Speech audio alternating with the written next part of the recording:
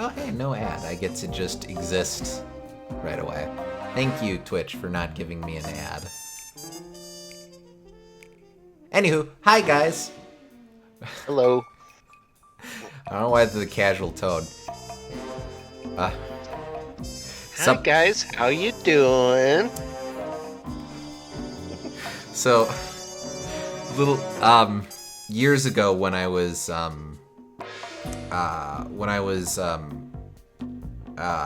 a senior year of high school, getting ready for college and stuff, I got a lot of letters from colleges going, "Hey, you should check out us. Maybe we'll take you. Who knows?" So we'd get, so I got a bunch of different types of, I don't know what the word for it is, recruitment letters from different colleges. And I collected all of them, and after I decided where I was going to go, I had a bonfire night with my folks where we just sat in the backyard. We'd do dramatic readings of each of them and just burn each of the letters for places I didn't go to. Kind of a weird little signing off ceremony. But I specifically remember this one was presented as a weirdly informal letter. And it was like, Dear Connor, hey, how's it going? I'm Paul. I want you to consider such and such college. And I always liked to pen responses to it, just off the cuff stuff. So I'd read through it and I'd go, "Hey Paul, it's me, Connor. Got your letter. Things are going great. Anywho." Next they'll be saying, "Yo, you should check out this college. All the homies love it when you go to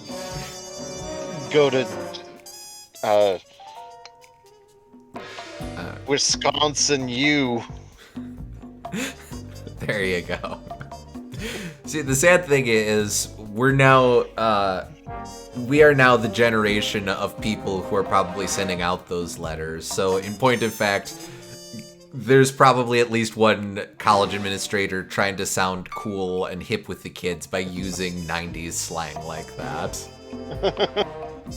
Yo, what's up? What's up, high school seniors? Are you ready to pwn all the other noobs in life?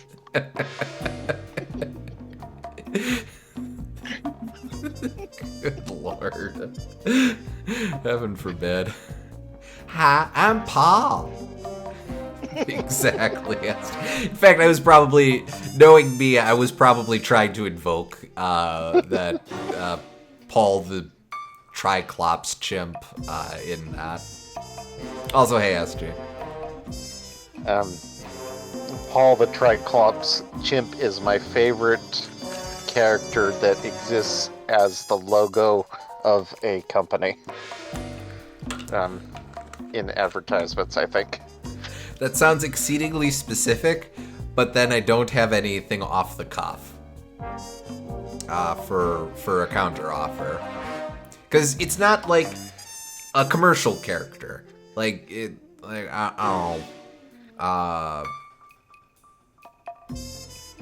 like, I would say I like Captain Crunch more, but that turns into an entire character.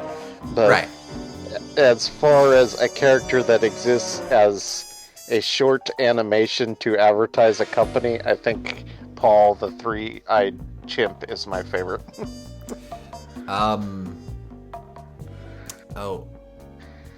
The only counteroffer I might offer, if we count it, would be Front Row Joe from the Cinemark theater policy trailers. But that's such a deep cut that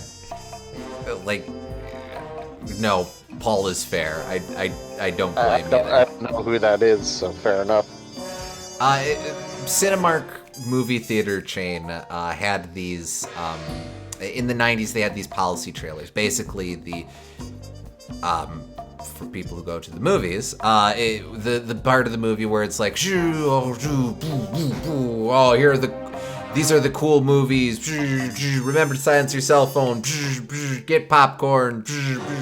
That sort of stuff. They don't really do those as much anymore, but back in the 80s, 90s, and stuff, you used to have more production for that. And Cinemark had this series of like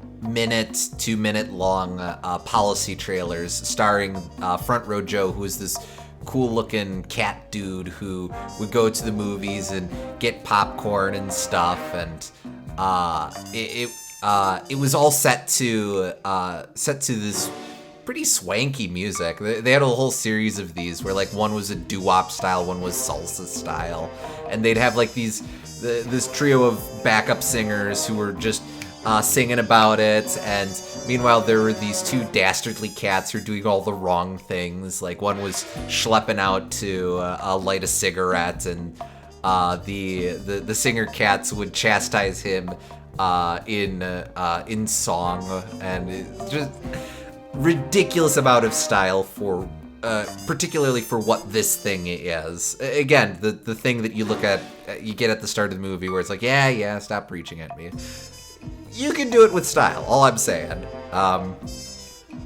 But again, did he ever sing, let's all go to the lobby, let's all go to the lobby, let's all go to the lobby to get a tasty treat? Not that specifically, but it is that type of thing. Just again, with like that has its own kitsch era style, and Front Row Joe is that, but a few decades later, and with really good animation. Legit, the animation it's one of those where it's like, God, why don't we do 2D animation anymore? Yeah. Anyway, we're about 7.5 minutes into the Sly Cooper series playthrough episode, and we haven't even begun to discuss Sly 2. Ba-bum. When last we left off, we were in Prague. We participated in a street war between the Contessa and Constable Nela, and we confiscated both the Clockwork Eyes, and we rescued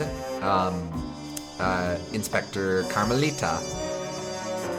Yes, and now we're going to Canada, eh? Yes, indeed. Front Row Joe is apparently at least notable enough to have his own Wikipedia page. Well, there we go. Good. As he should. But yes, here we go with the Canadian segment of this game. And I will say, probably my favorite episode arc with this. Mostly down with its really, really interesting high concept baddie. But I'll let the game speak for itself here. Good to know we're specifically going to Quebec, considering he's French. Following the trail of spice shipments, we made our way up to Nunavut Bay, Canada, the secret hub of Jean Bisson's shipping empire. As a young man, he trekked across Canada to strike it rich during the gold rush of 1852. An avid prospector, he took some chances and ended up buried alive in an avalanche.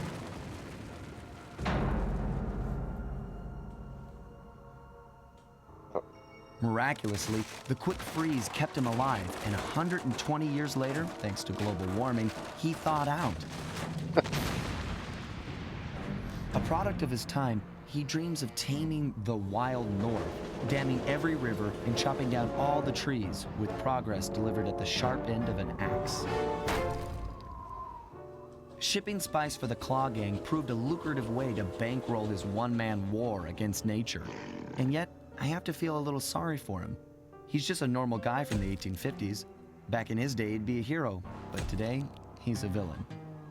Either way, that man's got more than his fair share of the clockwork parts.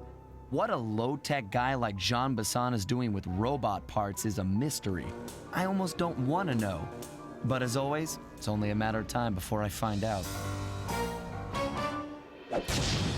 Sly Cooper and the gang. in He Who Tames the Iron Horse. So you're right, that is very interesting. All I'm saying. Also, hey, Will. Hell of a backstory Hey. indeed. Kind of like a Winter Soldier almost story. A bit, yeah. He's like, and good to know that we have one more thing to worry about thanks to global warming.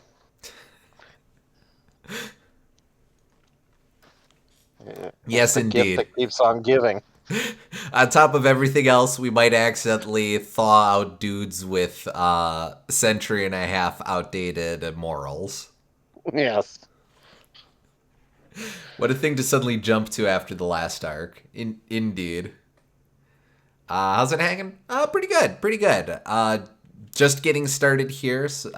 Very happy to get right into it. Like I was just saying a minute ago, this is, I think, one of the probably the most interesting arc of this game.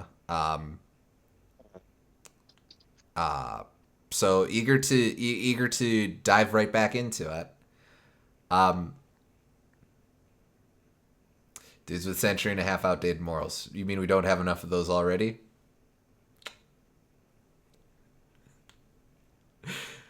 Best not to add to the pot.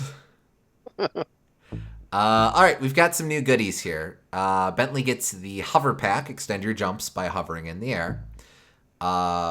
Murray gets the Berserker charge, scatter enemies with this powerful run.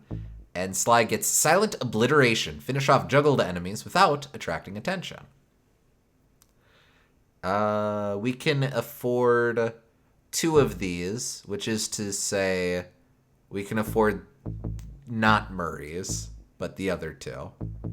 Yes. Okay. So let's get the other 2. We'll Sorry, be back. Murray. I've got a lead on the clockwork parts. Head through town and out into the wilderness. First off, what do we got? Silent Obliteration is an automatic upgrade, so now when we defeat someone, it won't be loud. Okay.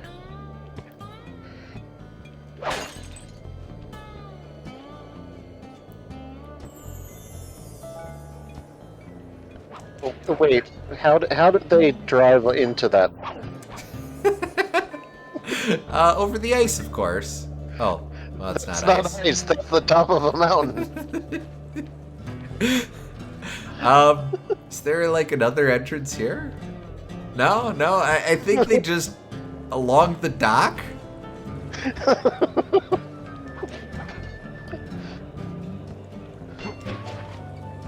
This is Canada, the roads work differently.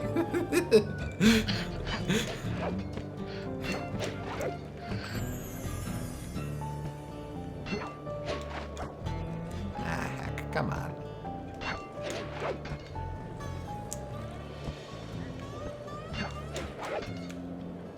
Also, just for our Canadian viewers, we were specifically given that we're in Nineveh Bay, which is definitely nowhere near Quebec. So, Oh, yeah, so he's just French for no reason then. yeah, pretty much. Oh, okay, fair enough. Maybe he moved from Quebec. Or maybe in the 1850s, they had a different part of Canada that spoke French. Could be that since he was a big explorer guy who maybe he was from Quebec, but he ended up up here. Maybe.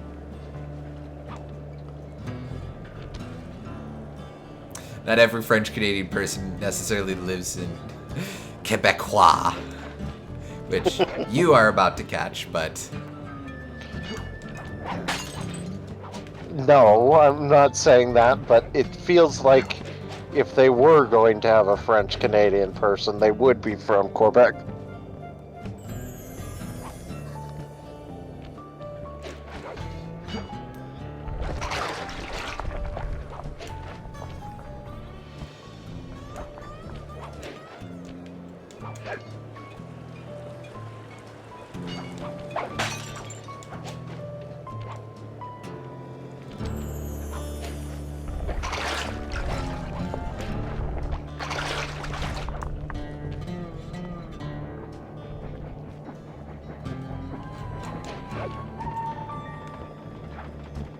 Oh, right. This episode introduces these pythons, which you pull back on, and then you get an extra jump up. Or an extra high jump. New animations. Always nice to be getting those.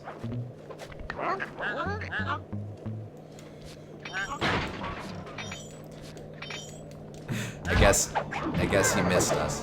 There we go. That's our silent obliteration.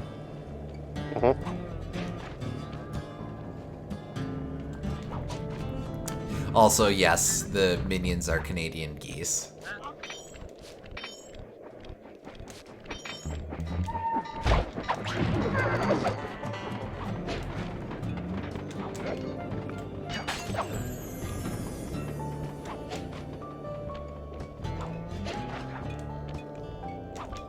Feels like a smaller area this time around.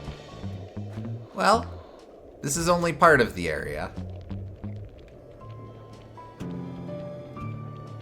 This is a tiny outpost in a big outdoor area. Oh, interesting. I didn't figure you could actually go out there, but I guess you can. We have technology. No longer are we limited to indoor areas. It's Spyro all over again. Well, we weren't before, but I think you mean urban areas. Nah, I was just making an obtuse joke. But, yeah, kinda.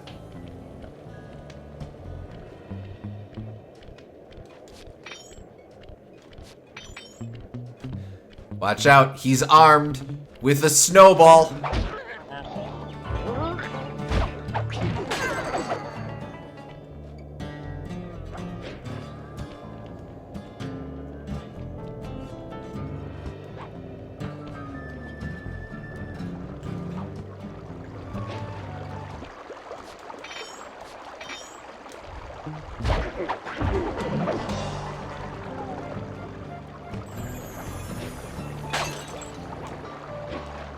Already getting a bunch of, I think those are supposed to be ducks, actually, because those are definitely not the right color for Canadian geese, plus the noises they make. Oops. Yeah, I think they're mallards. Hell, that's egg on my face.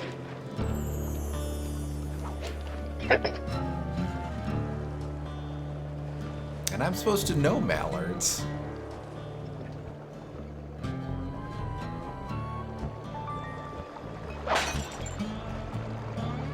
Oh, there are bears here as well. They're not anthropomorphic, they're just bears. Sort of runs into the Goofy versus Pluto issue there.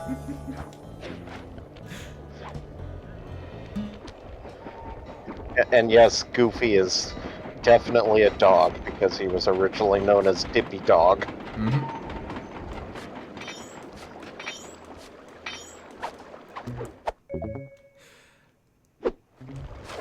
I read an article that pointed out that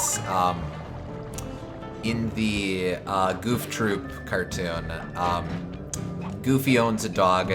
Nope. Goofy owns a cat and Pete owns a dog. Which, if you think about it, is a little screwy. Maybe that's why they're at maybe that's why Pete can't stand Goof.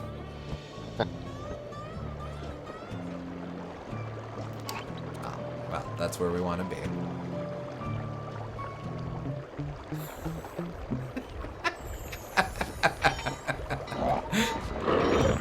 I'll be right back. Oh, okay. Dippy Dog in his ascended form. A goofy god. Anyway, I wanted that man's treasure, but this bear just totally mauled the snot out of him. Luckily, bears can't enter water.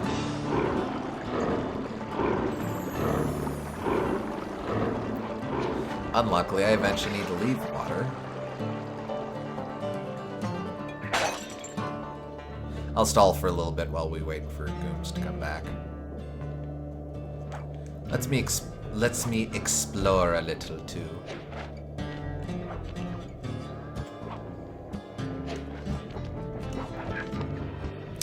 I do like the bears. They add some fun extra complexity to the levels. Indeed.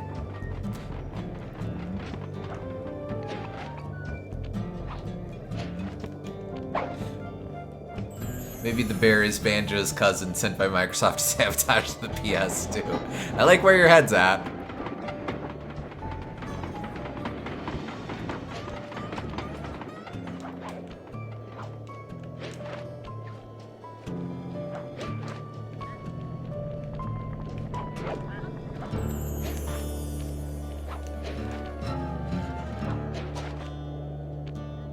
Yep.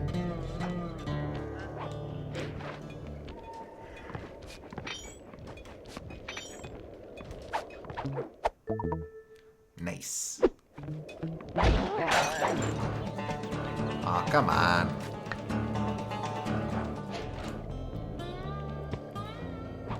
Luckily, I can just make him forget I was there, I guess.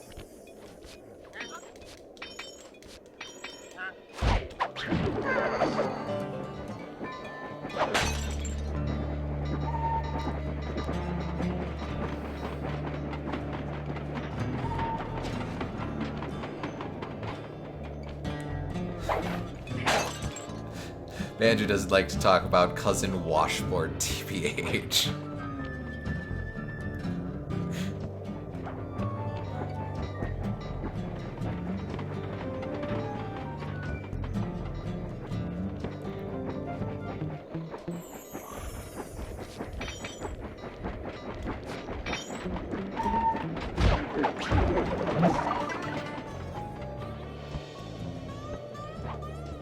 Was I up here? I think I was up here. We'll never know. I also don't think I was up there.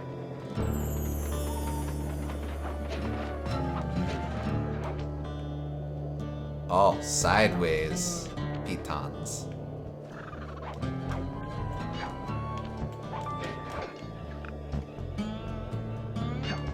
Oh, hello. Okay. Whoa! Forgot about the friggin' hawk. Eagle? Can you scream to me again? No, I'm sorry, it's illegal. Hold on. Do that, and then do that. There we go. Anyway, I did some more exploring. I have a bell. I'm bringing this bell home.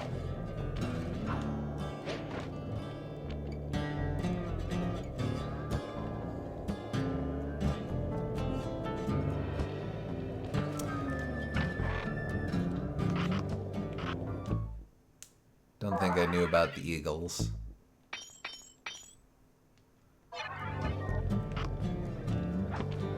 I still agree with Benjamin Franklin that the turkey should have been our national symbol.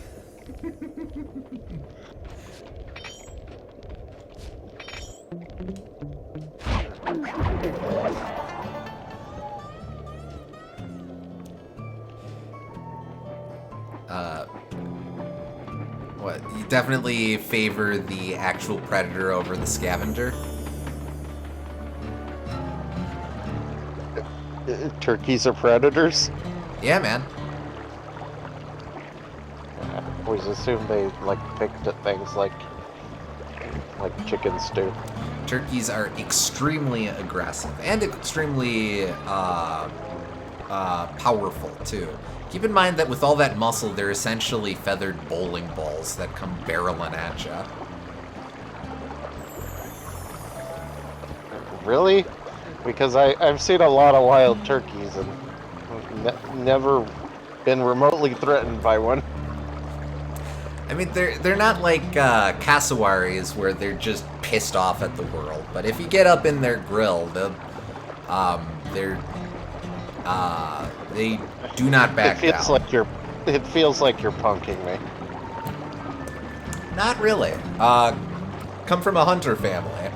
I myself haven't done any of that with turkeys, but I've heard stories of you have to be mindful of turkeys because they have a lot of energy and a lot of strength. Don't worry if you don't want to hear those types of stories. I'm not going to get into explicit detail or nothing, but they're very territorial. They are like a tom turkey is very protective of his harem of hens. I heard a story of there is no love lost between competing male turkeys. If one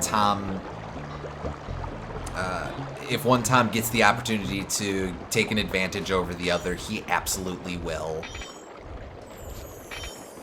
I don't think they're cannibalistic, but they certainly aren't friendly.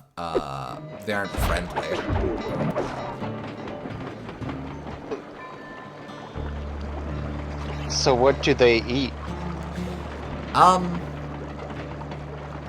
Because if you're saying they're predators because they eat worms and stuff, that doesn't count. Oh, actually, even if it is technically true. Well, now I'm trying to remember. I don't think it's... I think they are omnivorous, if I'm being fair.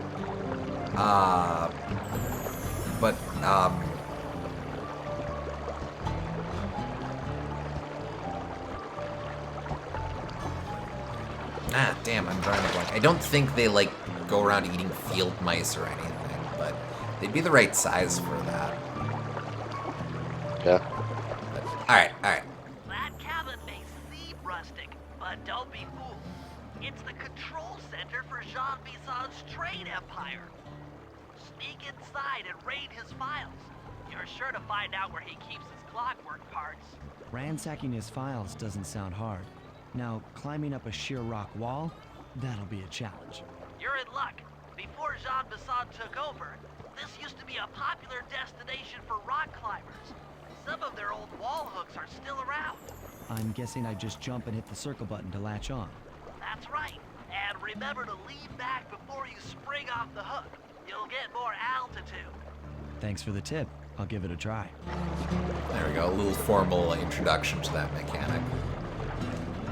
Well, at least Jean Bisson chose the best form of land travel.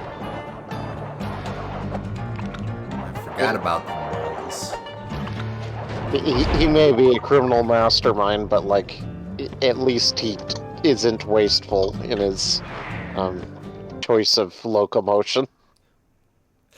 Well, Jackpot, Sly. That's Jean Bisson. Looks like he didn't notice me come in. Just stay out of sight and take a picture of each of his trade routes. They should narrow our search for his share of the clockwork parts. All right, I'm on it. Hello, Arpeggio here. Salutations, Mr. Arpeggio. Y'all got time to shoot the breeze? Of course, for you, chum, always. Although must we communicate through that dreadful speakerphone? Yeah, I can think better while my legs move. Pumps blood to your brain. Yes, of course. One must keep blood in one's brain. But do tell, is there some pressing matter you'd like to discuss? First off, are you still coming on schedule to get that Northern Lights battery? Yes, we're well underway. My blimp should arrive at the end of the week. Bullseye. For second, when you gonna give me a look-see at that clockwork brain of yours? I'd sure like to buy it off you. Be song, you covetous troglodyte. You've already got the lion's share of the parts. Would you take my meager portion of the robotic bird for your own and strip me of all my earthly pleasures? Easy there, partner. You're all up in a lather. It's just that I found some real use for the clockwork parts I got. Why, I put 3 of them in the engines of my best trains. With those robotic doohickeys feeding the fire, them trains will run all night and all day. I call them my iron horses. Of course, I gotta keep the plans hidden. Stuffed them in my 3 trophy bass. Sounds like you're making capital use of your share of the robotic loot. But for now, the clockwork brain stays with me on the blimp. Although, when I arrive to pick up the Northern Lights battery, I might be persuaded to give you a peek. That'll do fine. By the way, you ready to giddy up into Perry for the final hoedown?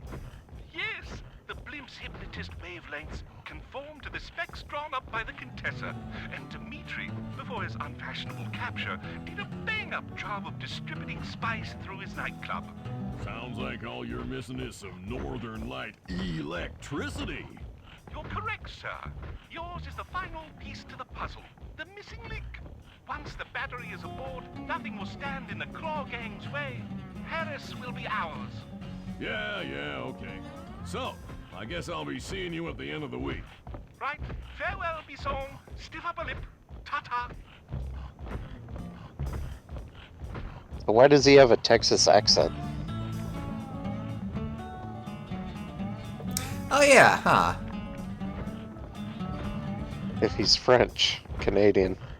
Maybe he just has a French Canadian name. I guess that explains. Maybe I guess he's probably not from Quebec in that case, so he's maybe just like had a very eccentric mother in naming schemes.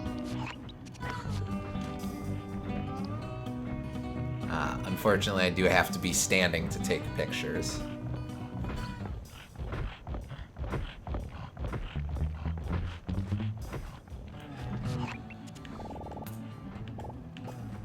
Ah. Alright, well, there's one.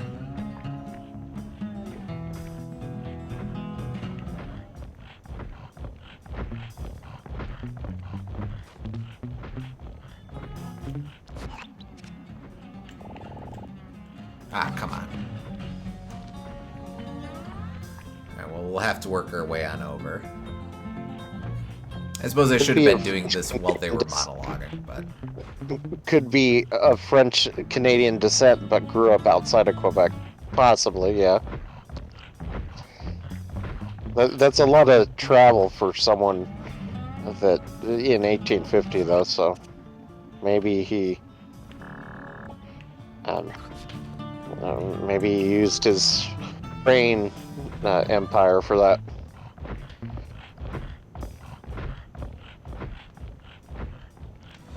Alright, we'll do it like this.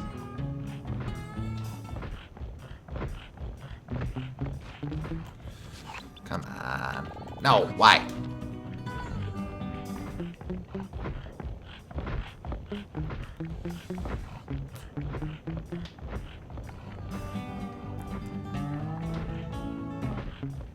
Maybe I'm just reading too much into it, and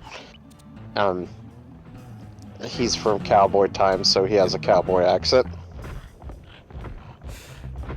Probably along the lines of how you're supposed to think of him, actually.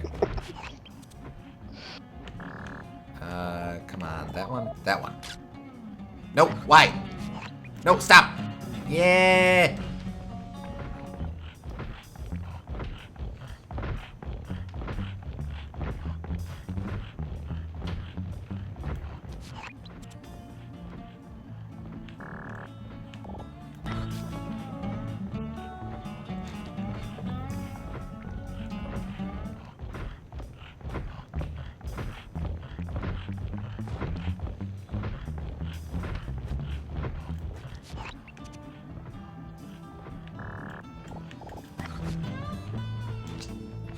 They really did a dastardly job setting up this room, because there are just so many things along the ceiling to block line of sight.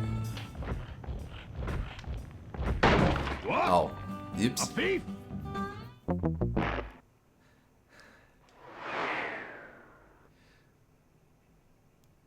Hello, Arpeggio here. Salutations, Mr. Arpeggio. Y'all got time to shoot the breeze? Of course, for you, John, always. There's something I know you can do here that would help here. Do you want me to tell you? Says SG. Yeah, I can think better while my Oh, legs wait. I think I pumps blood to your brain. know. Of course, one must keep blood in one's brain. But do tell, is there some pressing matter you'd like to discuss? First off, are you still Here we coming go. on schedule to get that Northern Lights battery? Yes, we're well There we on the go. way. Now we're My invisible. blimp should arrive at the end of the week. Bullseye. For a second, when you gonna give me a look-see at that clockwork brain of yours?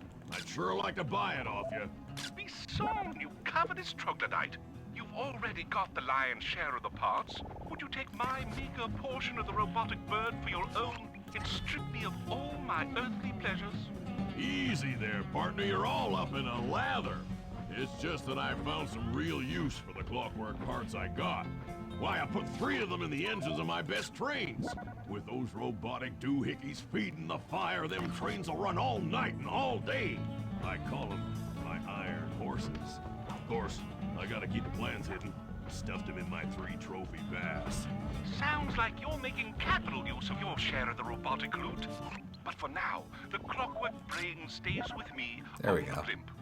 Oh, Sly, did you hear that? Bison's hidden the Iron Horse blueprints in his trophy baths. Head for the fish on top of the fireplace and steal those plans. That'll do fine. By the way, you ready to giddy up in... Iron Horse Blueprints! Excellent. Now get out of that cabin before you're spotted. Yep. yes, the blimp's hypnotist wavelengths conform to the specs drawn up by the Contessa, and Dimitri, before his unfashionable capture, did a bang-up job of distributing spice through his nightclub. Sounds like all you're missing is some Northern Light electricity. You're correct, sir.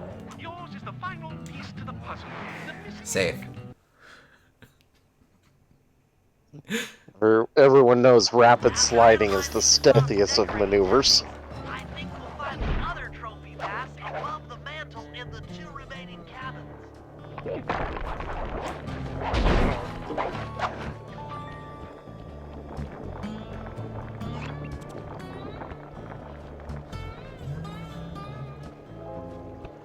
Okay, along the tracks.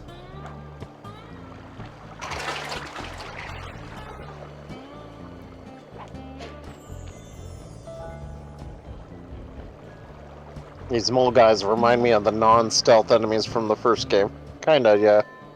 Oh yeah.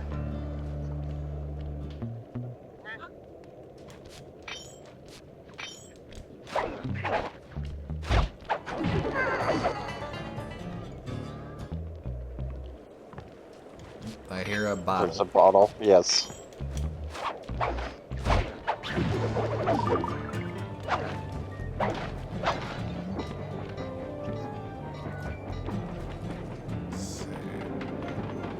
Are you down here? Yes, you are.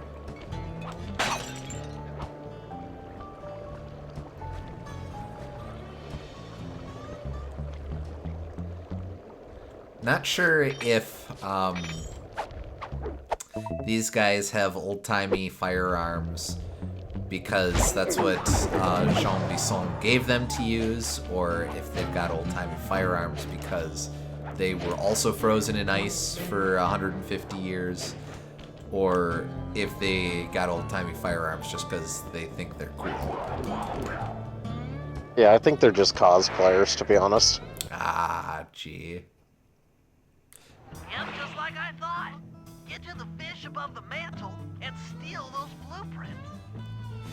Is that cultural appropriation if it's from a culture in years prior? What do you mean?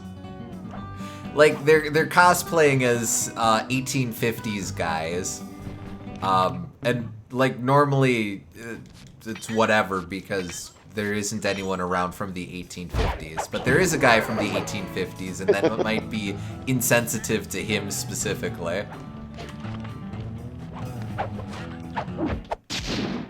This is temporal appropriation. There you go. Oh, hey, and we know where the safe is already. We'll have to double back here once we get all of the bottles.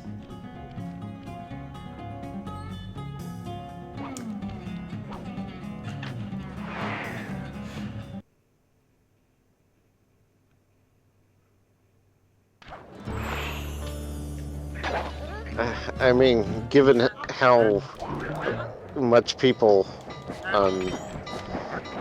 emulate, I mean, not emulate, how much people revere the cowboy times in terms of like gun stuff. He's got a lot of people to deal with in the future, I guess. I'm not saying that it's an efficient issue to solve. I'm just saying, is this an issue?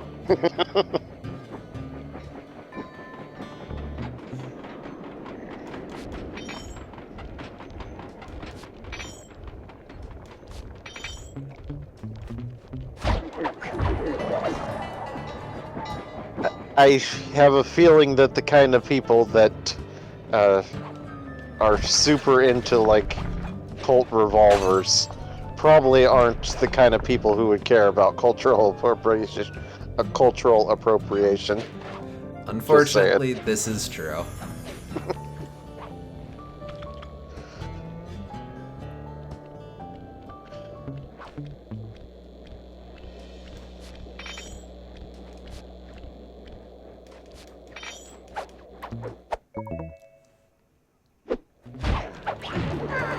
By the way, what did you guys think of the Kirby Air Riders Direct? Did you see it, Gooms? I saw it, yeah. It was pretty good. I have to say, I think Sakurai is having a lot more fun developing this than he has the last couple Smash Bros. Yeah. Like, it feels like Smash Bros has to be exhausting to a certain extent because you can't really do a whole lot creatively. Well, you can, but a lot of times your creativity bumps heads with obligation, and now Kirby is such a lax franchise with that sort of thing that he can just throw in a Cappy or La La La and Lola Lois characters and have that be fun instead of all the people he's obligated to have either for historical purposes or for advertising obligations. yeah, I definitely think that's, well, one, that has to be said. Menace is above the fireplace. Be careful. Attention all cabin hold on.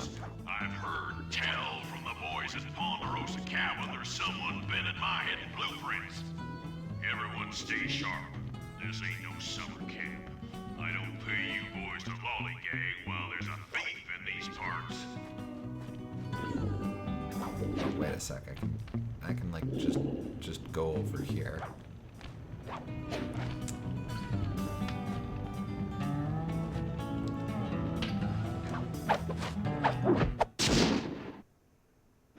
Exceptional work, Sly. That's the last of the... Why?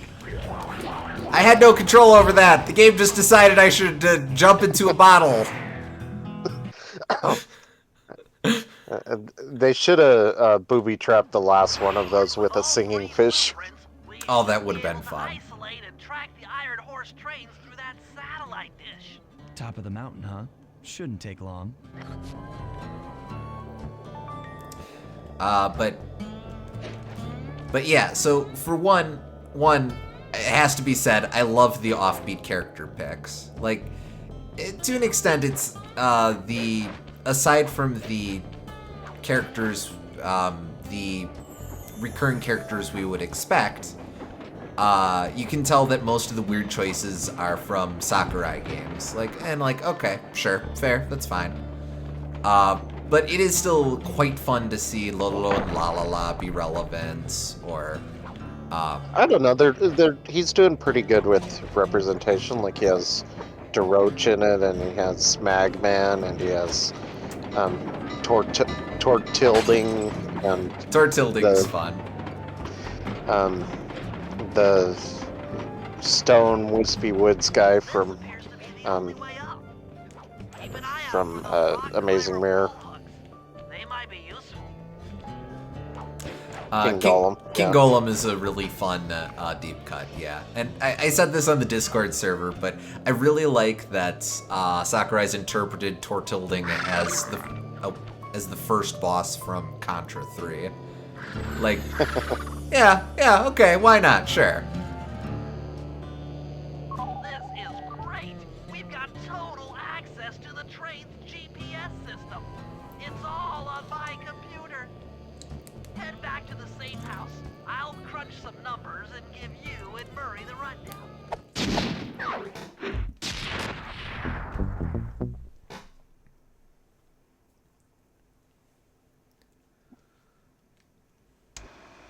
Thanks to Sly's efforts, we now know the location of all 3 of the local clockwork parts. 2 lugs and a stomach. Jean Bisson has grafted each piece to the engine in one of his Iron Horse trains. This improvement allows the trains to run all night and all day. We won't have the luxury of sneaking in while they're stopped. While they're in motion, the only way aboard is through a hatch on the caboose roof, which unfortunately has been locked down. These need to go. First, collect the spice gas from the balloons above town, and then land on the back of the caboose to blow off the locks. Once the way is cleared, I'll suit up and jump into Iron Horse number 1 while it passes near town. With some luck, we'll have the first clockwork lug in a few hours. Do they transport things if the trains never stop? Actually, some trains didn't stop. They threw off the loads while they were going. But...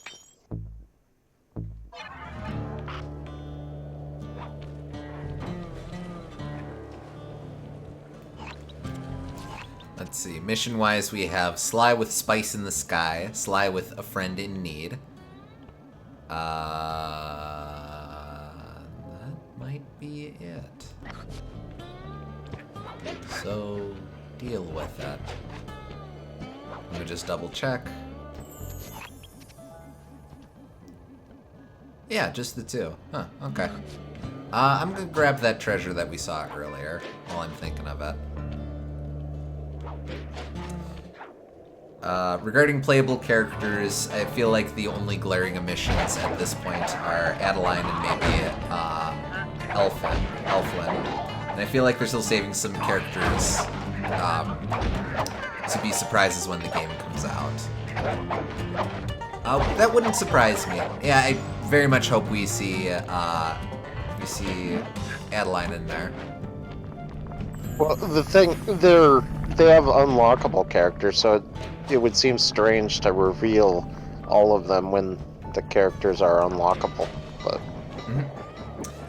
I suspect the cool bad guy OC that we've been seeing, that to me looks like a cross between Swordmaster Dark Matter and DDD. I'm sure, I don't know if that character is going to be playable, but I hope so, and that would be rad. I hope they add Waluigi and Kirby, but not in Smash Bros. There you go.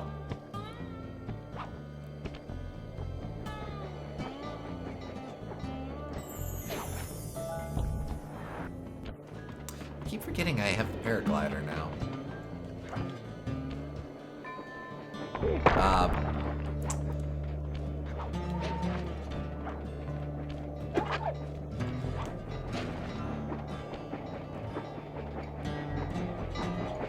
Did they confirm the existence of unlockable characters? I do suspect the characters they revealed in the second direct will be unlockable, but I don't think Sakurai said that explicitly.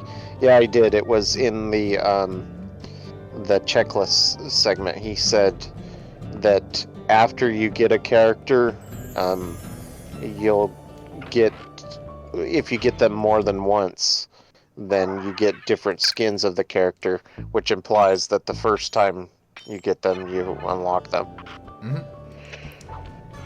We also know for a fact that I'm pretty sure Meta Knight and Waddle Doo are unlockables. So like everyone's going to be there's probably going to be another one of those where the initial roster is pretty small, but you unlock a lot of dudes. Uh-huh.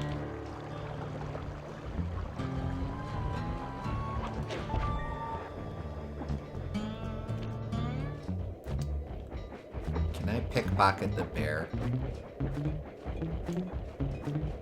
No, you cannot pickpocket a bear. Oh, but bears can hear, which is not good. I never would have thought that bears would be able to hear. This game is totally unrealistic. I hear there's another bottle in there. I will double back for it. First, I need to deposit this and also shake the bear. Do not pickpocket the bear. Oh, might have some honey.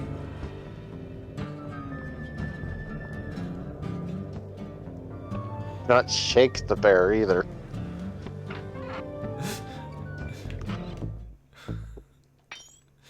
There we go. That'll be our 3 golden treasures or whatever.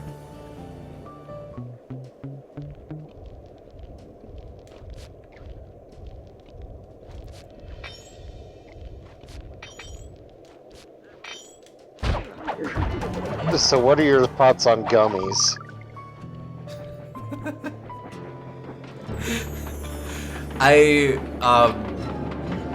So understand I was like making dinner and stuff while watching the direct. And so I'm just kind of in my kitchen alone working, and I out loud just said to an empty room, "What?"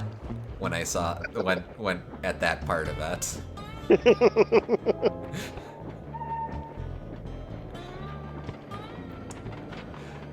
I mean, it's funny, and I feel like that's just going to be one that gets even funnier the more Japanese media you run into. Like, I personally just kept thinking, oh, Kingdom Hearts, but like, what?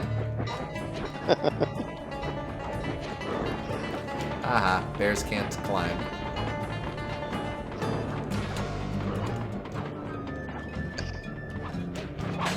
Like, I'm not mad at it, but at the same time, it's like... it's dangling keys in front of us like we're babies. Which, again, I'm not mad at, but it's an interesting choice.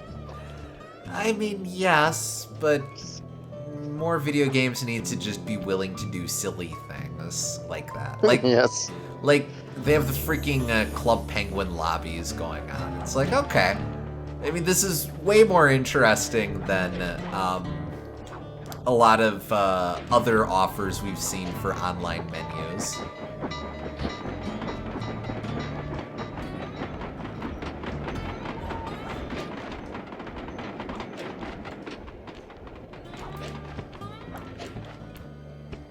It seems like Sakurai has to put in one mode in every game that is completely random and nonsensical. Okay, wait, what's going on there? Yeah, I got that. Ooh. This very Pharaoh Man from the Mega Man cartoon. I'll let you complete your cutscene just a second. Okay, now.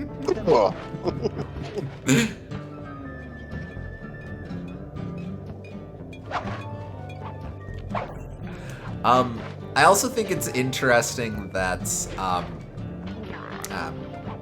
wait, what, why? Okay. It's interesting that the main story mode, Road Trip, seems to be another variant on the what Sakurai has done a lot lately of having a main campaign or a distinct notable campaign mode just being something that remixes procedurally the main gameplay loop of its alternate niche modes. So like how you had Smash Tour and how you had Smash Run and really how you had City Trial in the context of the original Air Ride, and now you have a mode. God bless it. Now you have a mode that is just sometimes you're schlepping about, and sometimes you'll do a race, and sometimes you'll do a mini game and a stadium and stuff. And like, I don't think that's this isn't a complaint. It's just an observation that I guess this is emerging as a signature style for Sakurai of having these game types that he comes back to and iterates upon. Yeah, I was actually referring to playing with gummies as a mode, but yes, the roguelike mode looks fun. Yes.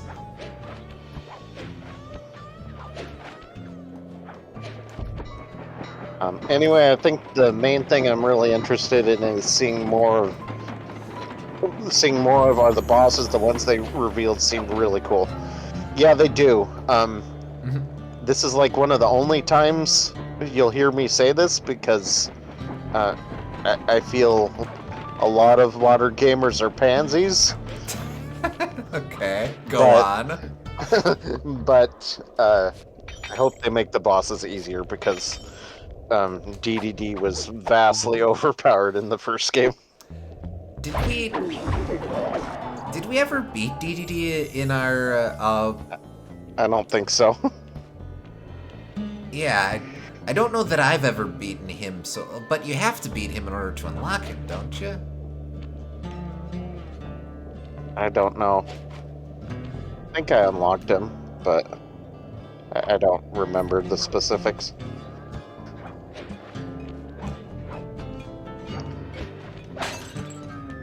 Oh, one more. Nice.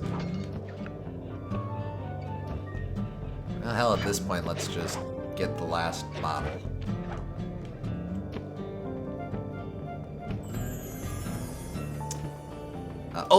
Grand Wheelie. Grand Wheelie was a really fun deep cut. Again, it's a Sakurai game, so like, okay. But at the same time, that is a really fun pull.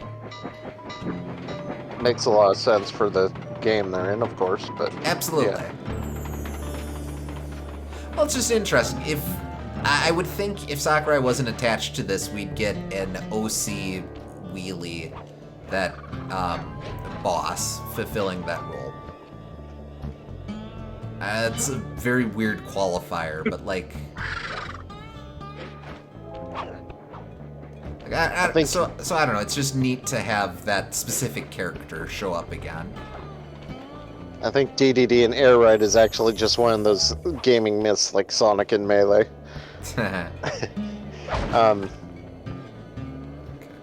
Weirdly related to that, but I saw a YouTube video recently about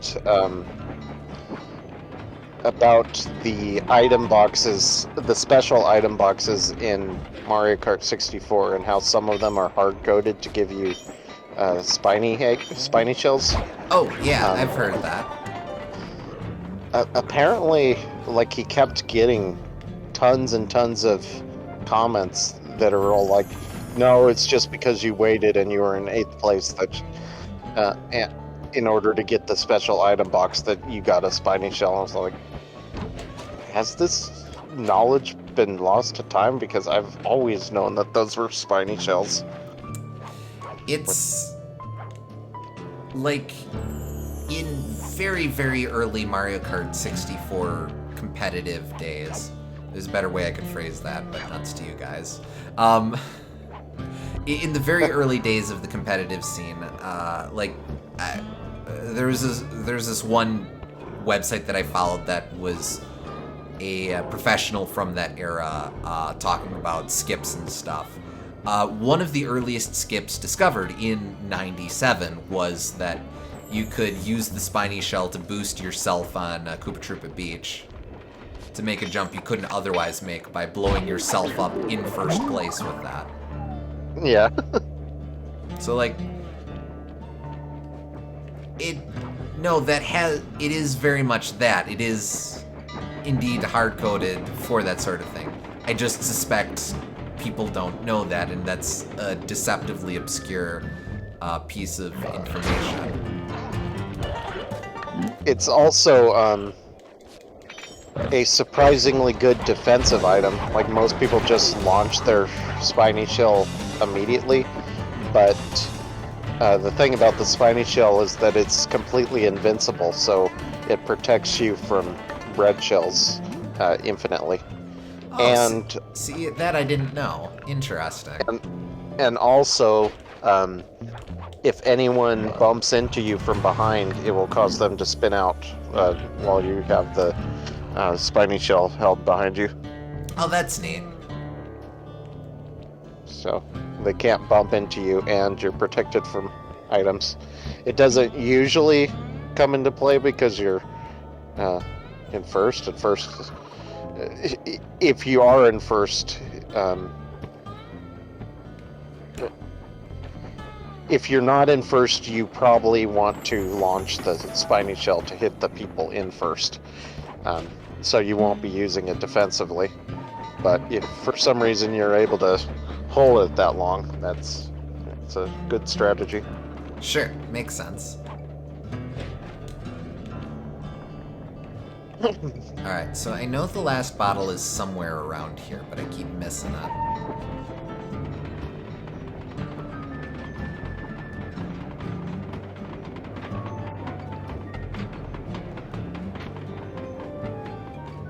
Oh, I did completely forget that Grand Wheelie was in Triple Deluxe. Fair enough.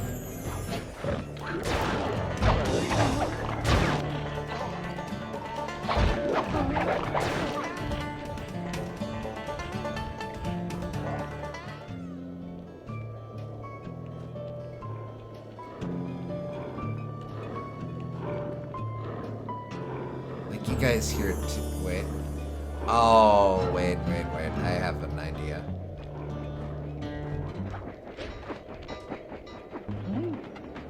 I do hear it, though, yes. You're not going crazy.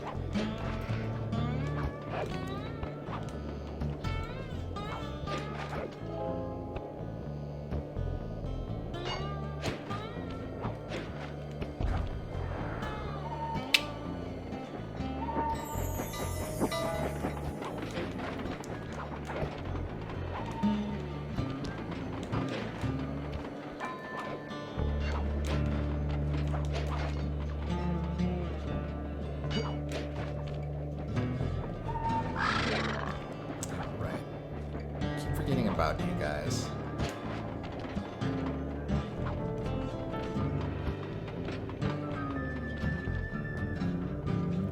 Alright, I'm going to turn off the music for a sec, just so I can hone in a little more on this. Sorry, Edwina. Come on. Okay. Yep. Okay. Here we go.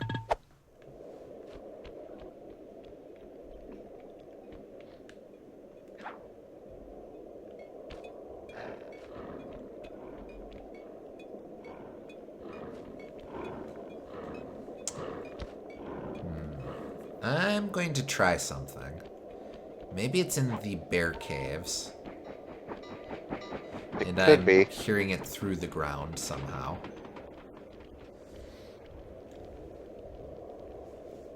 Oh, yeah. SG beat me to it.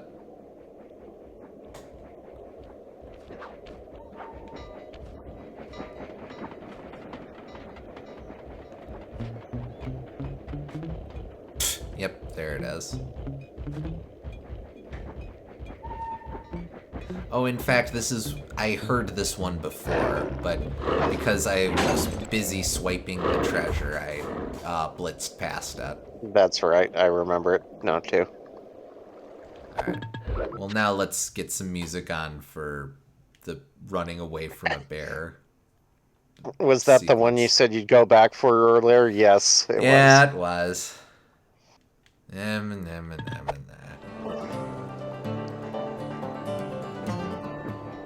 SMH. So much hate. So much hate.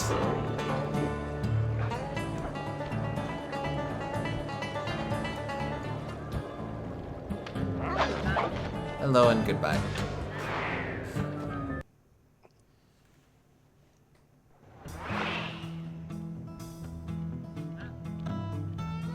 All in all, though, those were relatively easy to find. Yeah, not too bad. Okay, well, let's see. Really shaking my head over here, TBH. Alright. Ah, hell with it. Na na na na na na.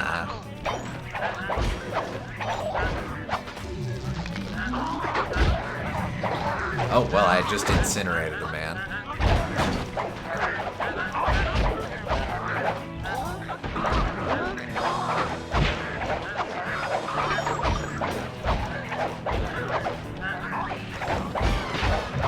Wait, that one just made a Donald Duck sound.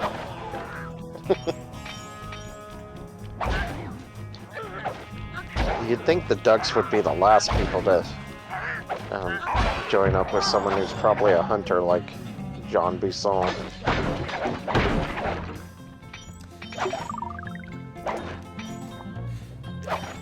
Maybe they're social climbers.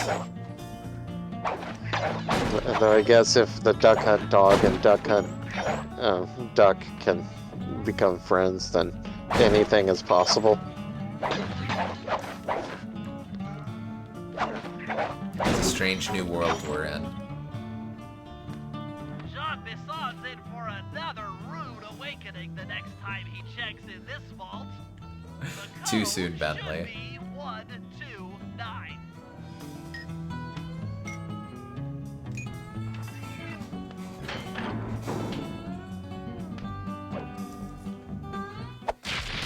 Music box. You know those mallards seem to dominate a lot of.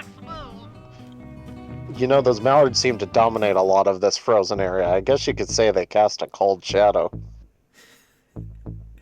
That one's for me. Ayo.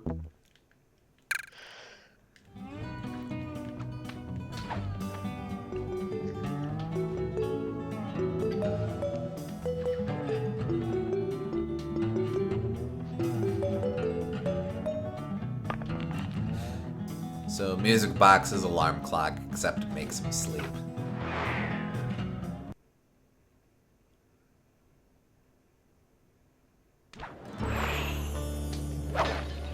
Okay, but anyway, so a friend in need or spice in the sky?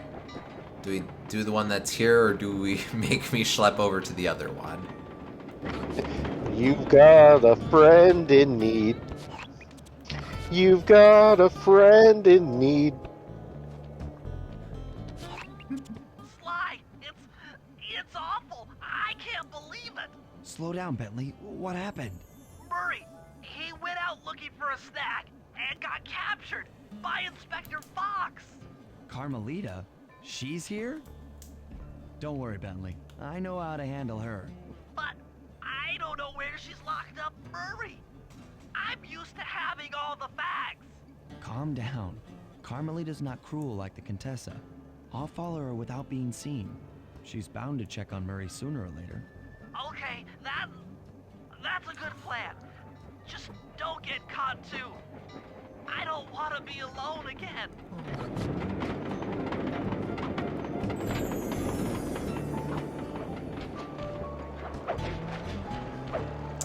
I forgot that Bentley had that little bit of insecurity in there.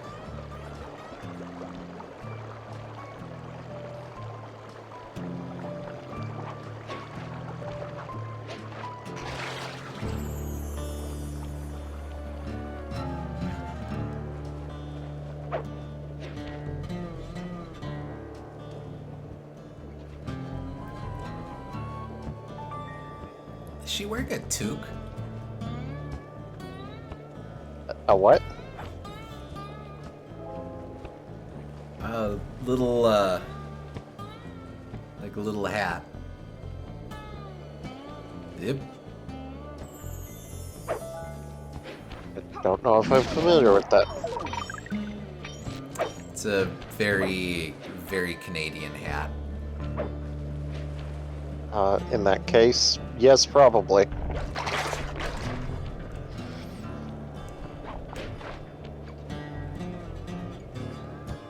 Well, she hasn't spotted the van, so we're good so far. See, it was a good thing to drive onto the dock.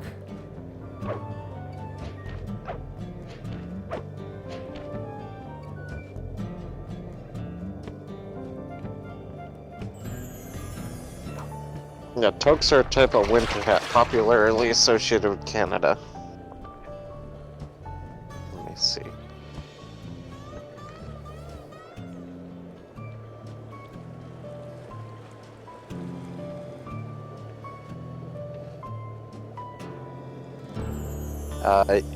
Yeah, I know this hat.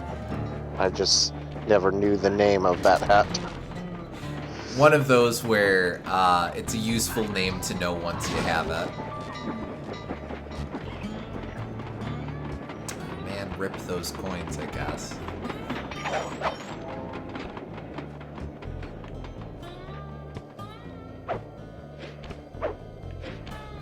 Okay, but why is she doing the action jumps? She doesn't have to. Just walk, Carmelita. She's practicing.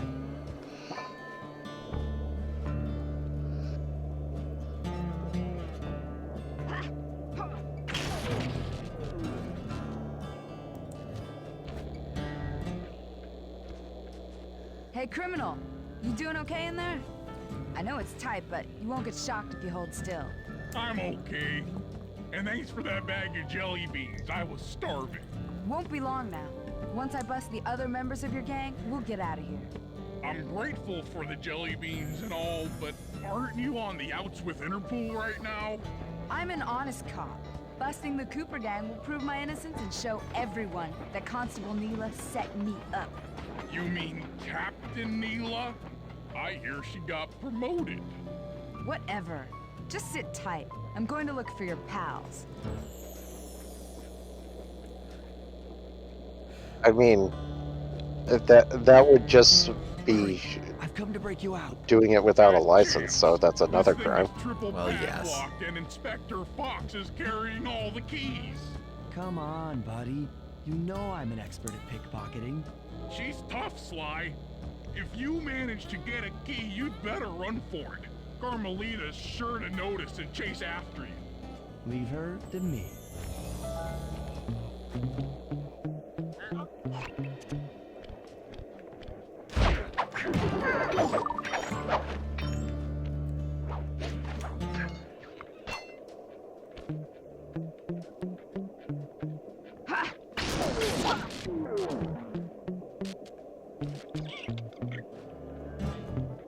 I think she's replacing the battery in it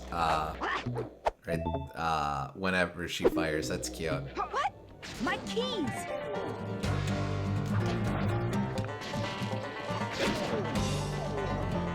We don't have a full-on chase level, but we do have some chase action from, like from the last game. Oh, it's true. I don't think she agrees. Well, she's entitled to disagree. Run and hide! She called me a sissy? Okay. Oh, alrighty. Thanks for popping in for a little bit, Will. Yep, thank you. See you later.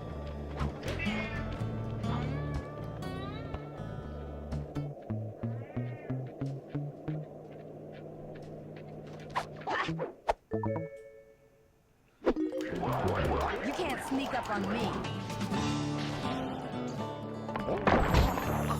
Ow.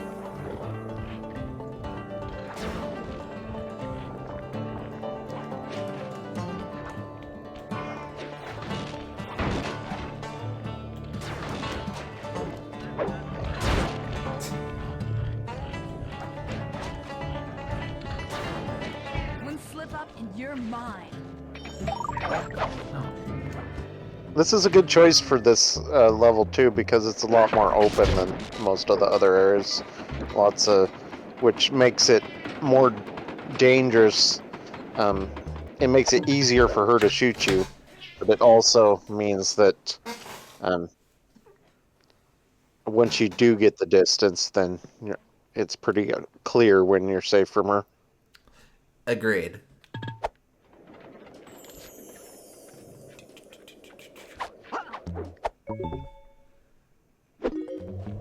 We had it. Cooper?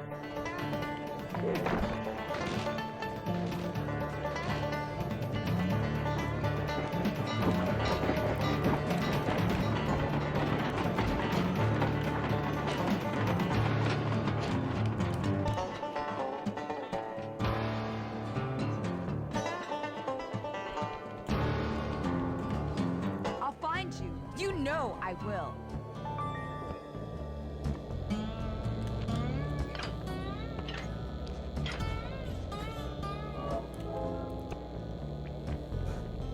Thanks, pal. I was getting a Charlie horse standing in that box. My pleasure. You know how I love to mess around with Carmelita. Yeah. Oh, shoot. That's weird. I didn't see your you request, back at the safe SG. house. Sorry.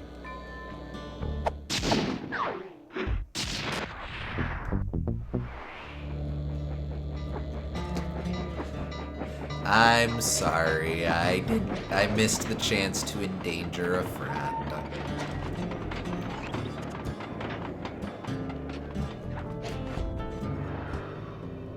Now that I think about it, I wonder if Japanese fans like see a connection between like Tanuki and foxes. Oh, huh. I don't know if that would be intentional since they're Western devs, but I'm sure that would lead to the mind of a lot of players in Japan, considering they're both like trickster characters. Yeah, I don't know. I think definitely not intentional, since we at least know that Sly is a raccoon for completely unrelated reasons, but... Okay, Sly, we need to break into the Iron Horse trades, but the only way in, through the caboose, is locked. To blow the locks off, you'll need to collect the ultra-unstable denatured spice gas from those balloons floating above town. How am I supposed to get up there to collect the spice gas? Murray's already commandeered this ice plane. Jump on its strut, and he'll fly you up to a good paragliding altitude. Oh, and strap on a special vacuum backpack. It'll automatically collect the spice gas after you've popped a balloon. Sounds like fun. Once you've collected enough gas, you'll have to land directly on the train's caboose. Why directly on the caboose? Denatured spice gas is very unstable at lower altitudes. Unless you land on the caboose, you won't have time to get the gas tank to the lock before it blows up. So you're saying I either land on the caboose or get blown to bits? That's correct. Chemistry can be a harsh mistress.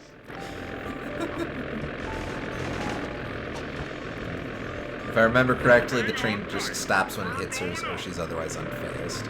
So if Sly can tank shots, Carmelita is immune to trains. 12 GPD. What happens if Sabin suplexes a train onto her?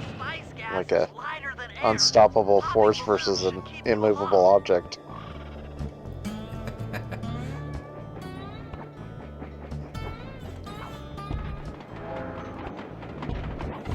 Universe influence, yes.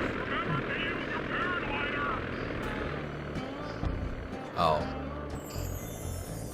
I think my defeat was so horrific that they didn't even bother showing it. It was way too graphic for television. They just lifted up your corpse and went, yeah, can't do that.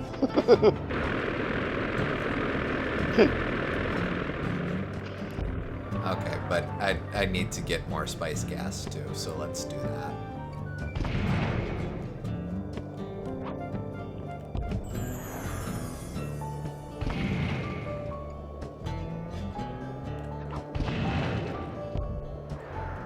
It's a gas, gas, gas. That did it. You got a full tank of gas. Time to land on a caboose. Alright, there we go. Yeah! Back to the ice plane. 2 more cabooses to blow open. Why specifically the caboose? Because that's where the locks are that we need to blow.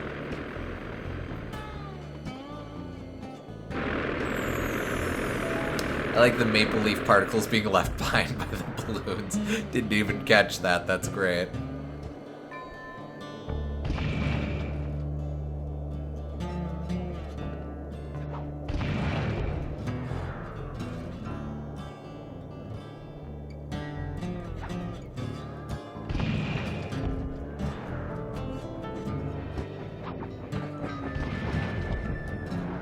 Ah, hell.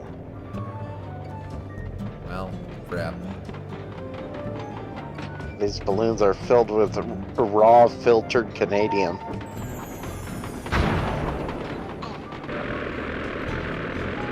Okay, well that one they could show.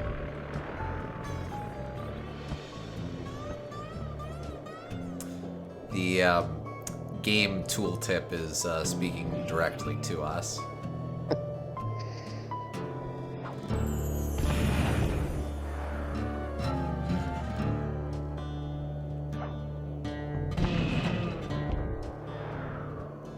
Uh-oh. Oh. Rip.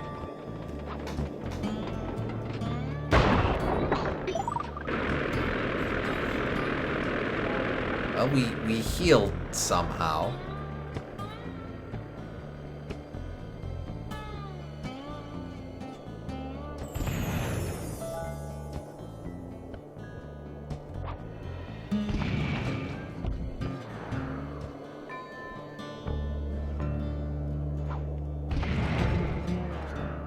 Nope.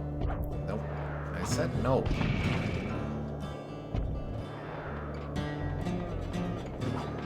The gas tank is full. Find a caboose and try for a landing.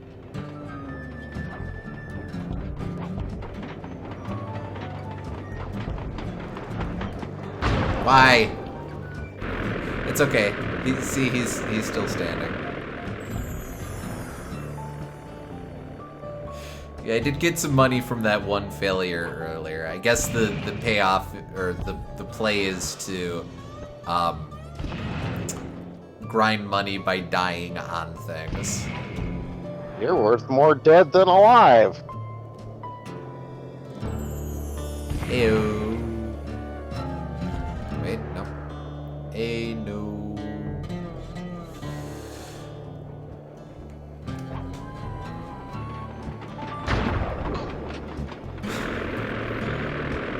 That one moose is extremely unconcerned. Sly can take explosions. This is also true.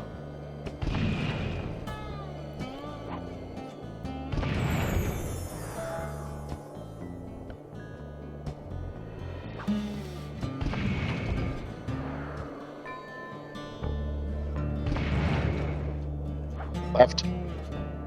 Nope, this one works. The gas tank is full. Oh, okay, Find you a were caboose close. and Anyway. try for a landing. We'll do that one.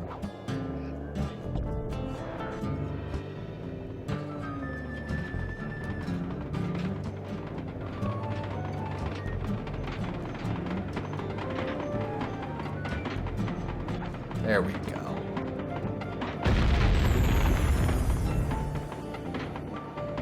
Meet Murray at the ice plane. You guys are doing great. There's just one caboose left. Hey, Carmelita's still here.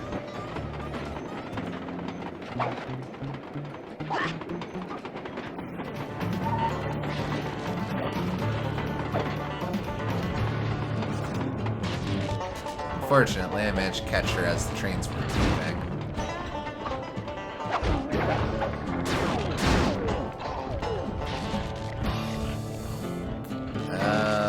This one's probably going to be my best bet.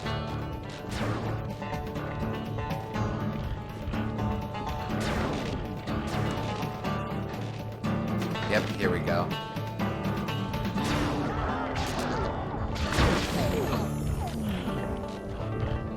All right.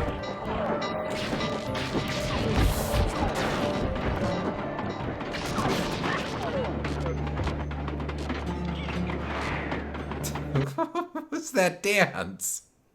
Meet Murray at the ice plate. You guys are doing great. There's just one caboose left.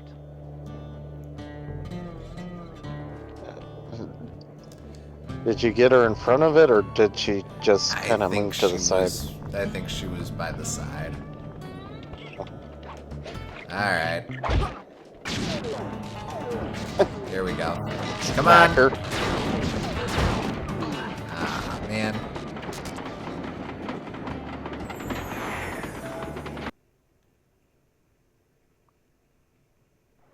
Meet Murray at the ice plate. You guys are doing great. There's just one caboose left. Alright.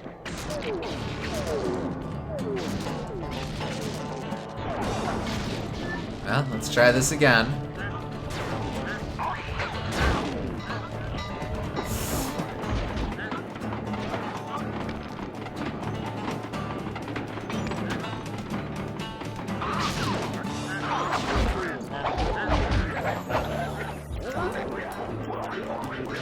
I think Carmelita is just smart enough to sidestep the train when no one else is. Or at the very least, like, her pathing does not take her in front of the train.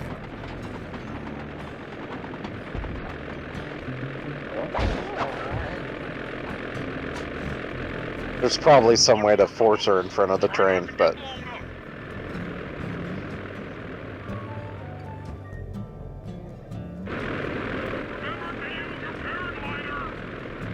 No.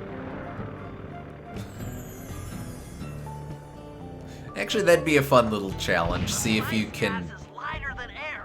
Popping balloons should keep you aloft. I'm not sure why you're re-explaining this to me, but that's okay.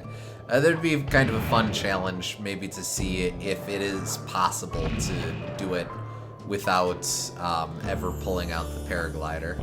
You're full up on gas. Target the last caboose.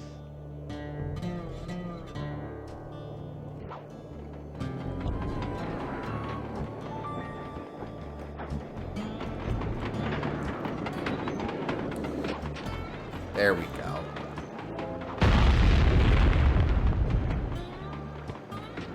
Yes, you guys. I swear I remember seeing her no-sell train when I watched this before.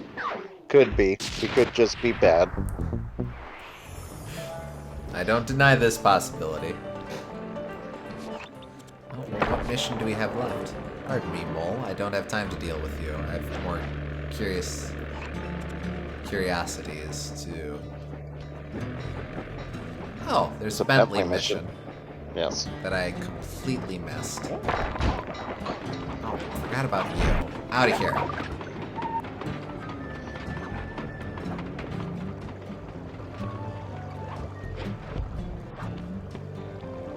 Oh, I mean, okay, fine.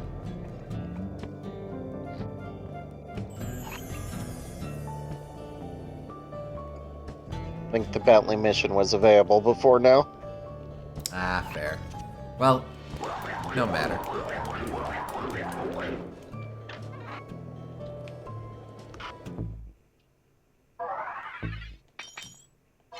Just sold Ruby and Sapphire.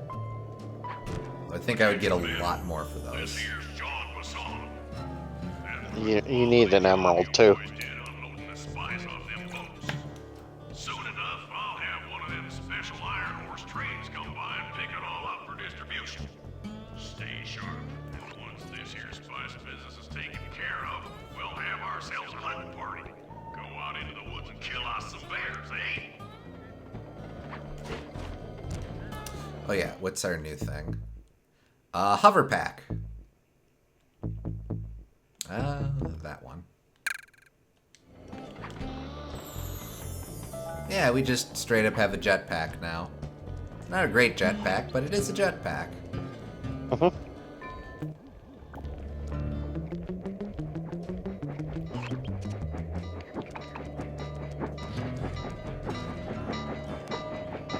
Up here.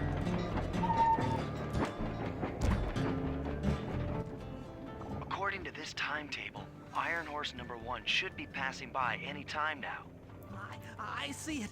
It's moving awfully fast. Just jump on the caboose and go in through the hatch. Piece of cake.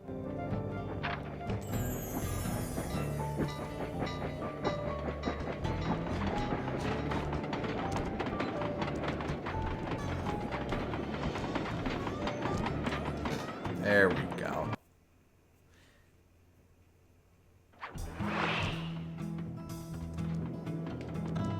Hey, been a bit since we've had one of these.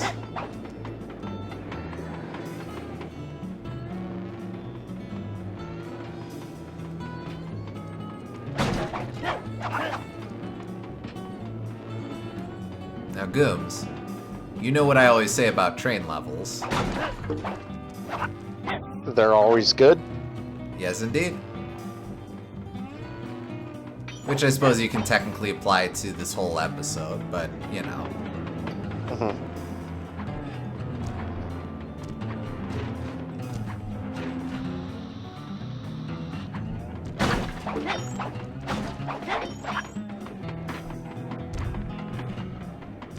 You know, this train is a lot bigger than it was a minute ago.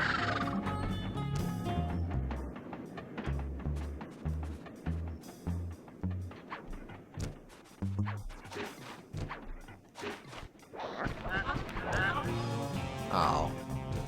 They got incensed watching me fall off of the train, I guess.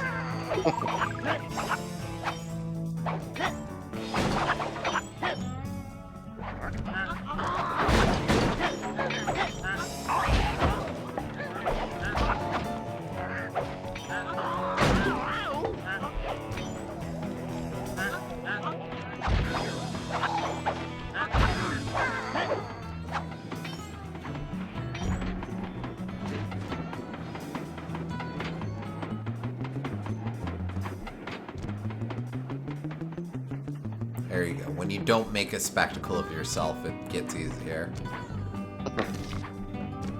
That tends to be the name of this game, yes. Thought you would realize that by now. See, I would have thought that too.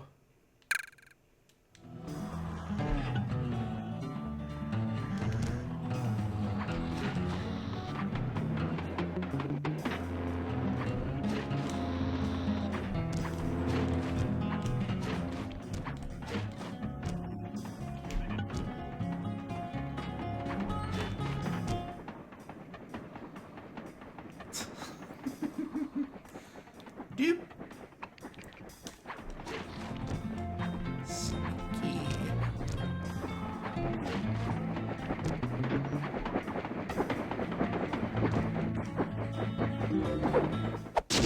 Clockwork's lung. Outstanding. Chalk up one strange robot organ for us, and one less Iron Horse train for John Bassan.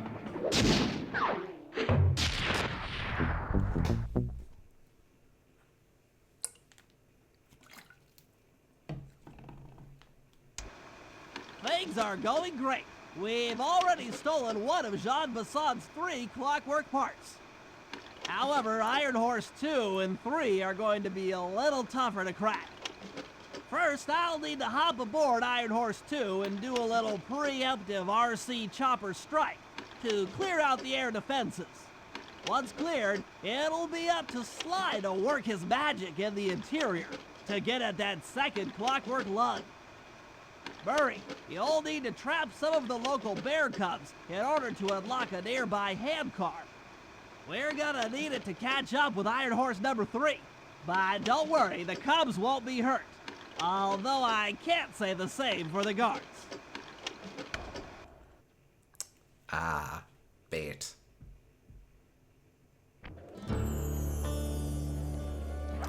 Alright, let's see what we're working with.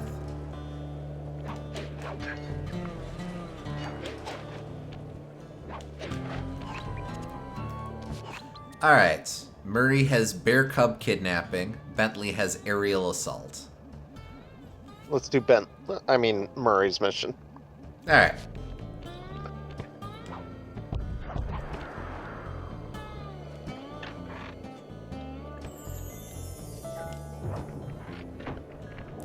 Let's see. Murray's upgrade.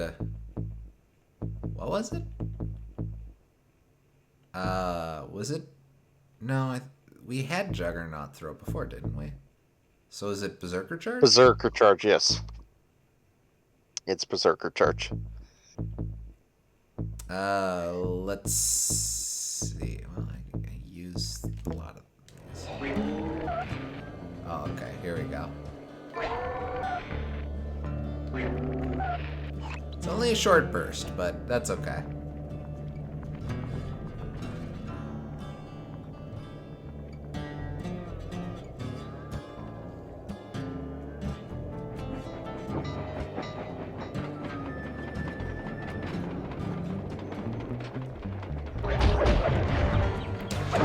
Oh, he does damage while he does that. He is a hitbox. Nice. Okay, but wait, where am I going? Oh, why? And not that. I was gonna say it's not that far, but it's farther if you're going to shed your mortal coil. Just wanted to prove that Murray is not Saban.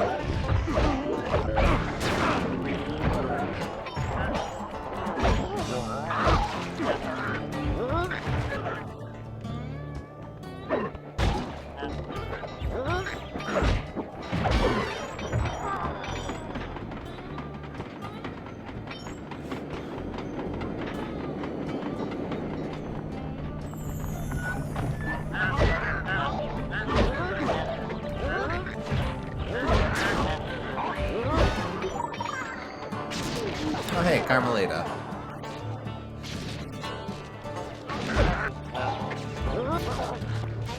Well, you guys have fun.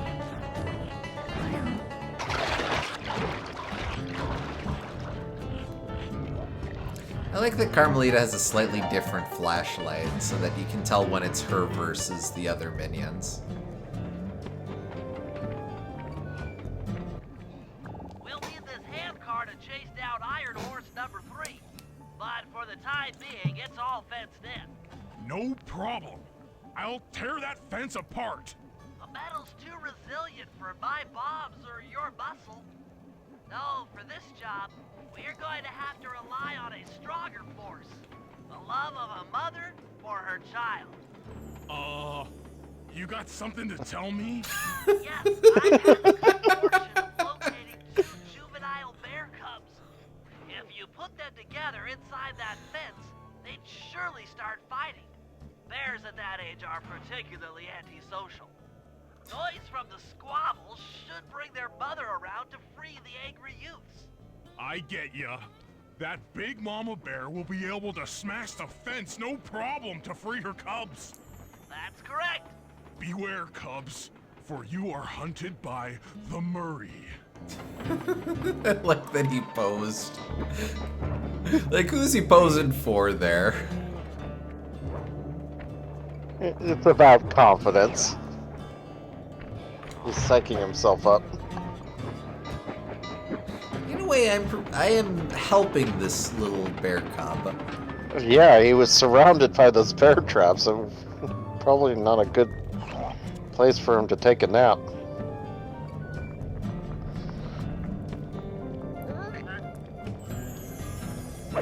Good work, Murray. I'll send you the coordinates to the next bear cub.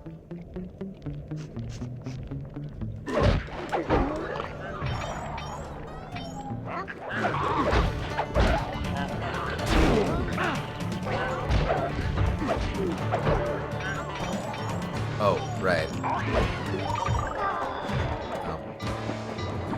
Oh. jumping while holding a boot. Oh, do I have to go in the friggin'... I do have to go in the friggin'... Sorry to say it, but the other cub is somewhere in this bear cave. Be careful, Murray. No, he's somewhere in this friggin'.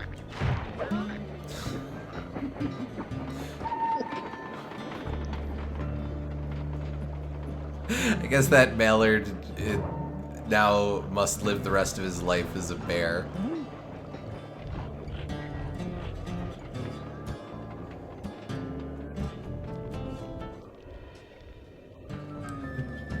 The Murray has brought a replacement bear cub.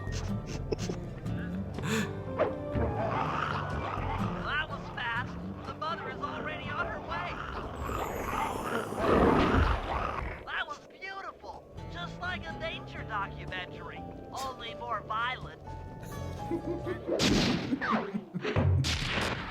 I don't know, those nature documentaries are pretty violent. This is true.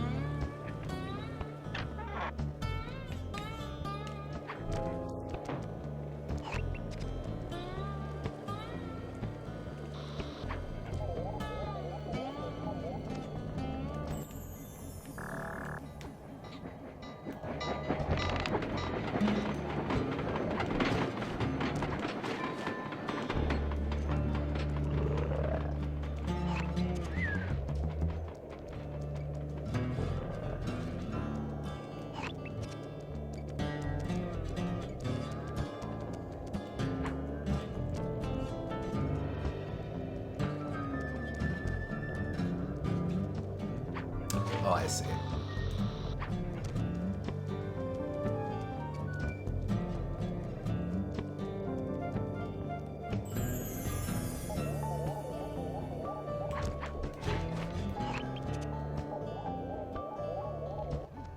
Heads up, Bentley. Here comes Iron Horse number 2.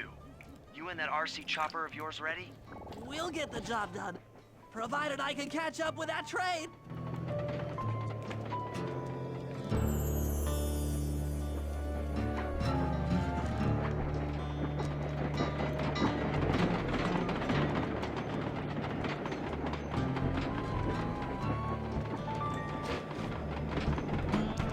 Yeah.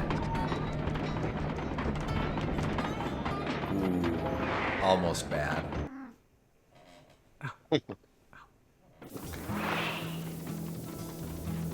This had better work. Sly won't stand a chance making it through this train unless I neutralize the aerial defenses. Good thing I outfitted the RC chopper with a new cannon. Let's see. The X button drops bombs and the square button shoots forward.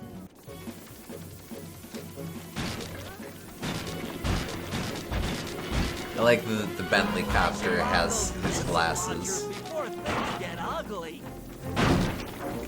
I like that it's just Xevious. Oh yeah. Even as dropping the bombs on people.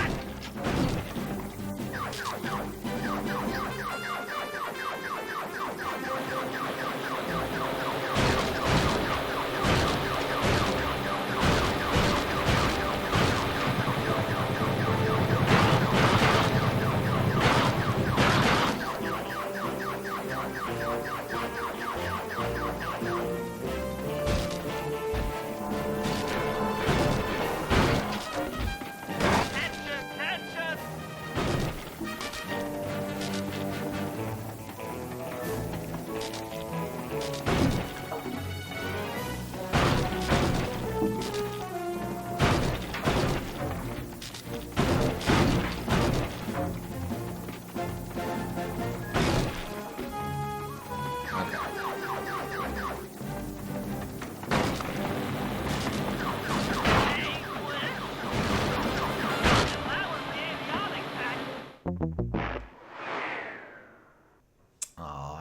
think he had more to say, but the game ended early.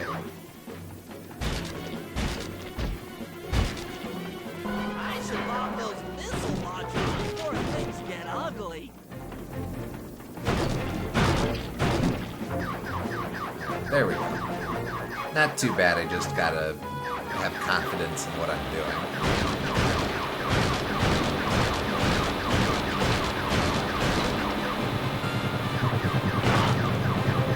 The red bullets on this light blue background is really smart shmup design. I like that. Oh yeah, you're right.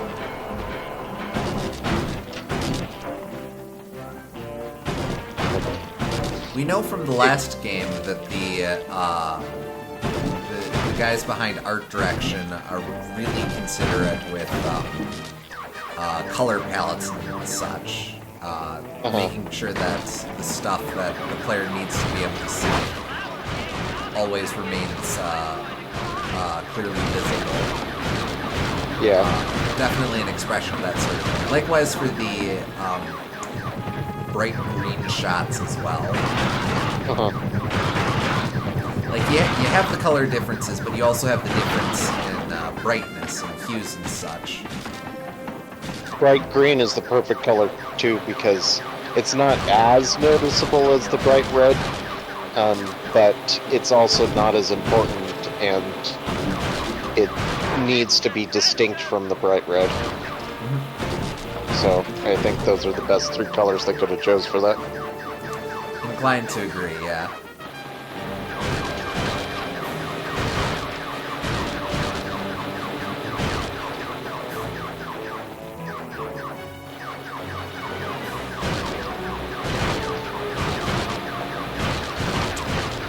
I feel like I should be I feel like I need to be shooting all of them for maximum points, but that's Galaga. That's most shmups, actually. Well, yes, but that's originally Galaga. Probably in Galaxian, too. I'm so close. Well, yes, but Galaxian didn't have the challenging stages. Oh, that's what you mean, yes. Fences are down. Now it's all up to Sly to finish the job.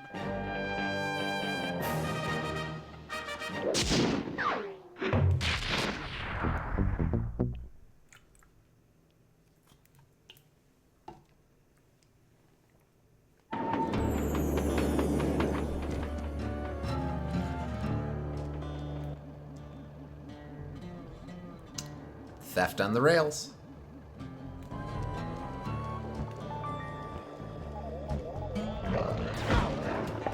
You should use your new music box for the next part. Oh, yeah, okay.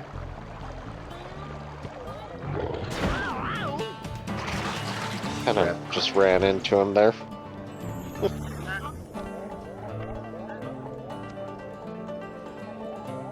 Yes, but it was fun. You really like abusing this turtle, don't you? Not intentionally. You said it was fun! Running was fun, not getting got was fun. That was part of what you did, so it must have been partially. The fun of running should not supersede the trauma that you inflicted on that poor turtle. I mean, what kind of cockamamie logic is that? Well, you did it, so you must have enjoyed it. I'm not saying you enjoyed it, I'm saying that you have strange priorities. Like, a small amount of fun versus lifelong trauma for this poor innocent turtle.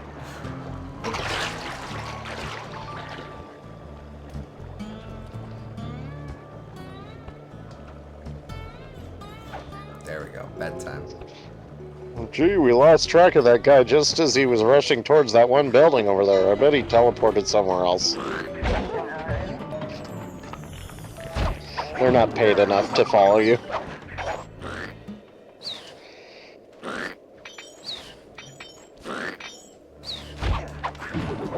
There we go.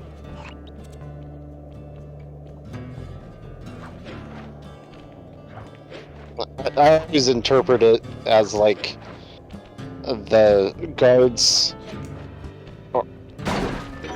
as long as they have plausible deniability to not keep chasing away from you, they'll take it in video games.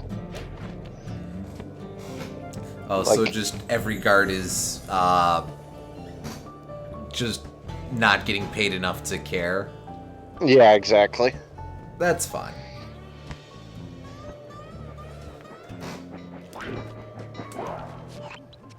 Sly, the second iron horse train is coming too fast.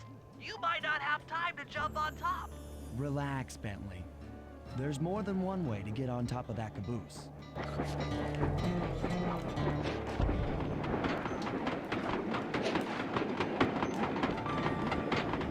By jumping on top. I know I was supposed to climb there, but like, darn, I won. Should be hooked into the engine's furnace. Sneak your way up there and grab it. So why did Sly have to specifically go in this train and Bentley had to go in the other one? Variety. I mean, yes, for gameplay reasons, but for lore reasons, why? Oh. He sleeps with his eye open.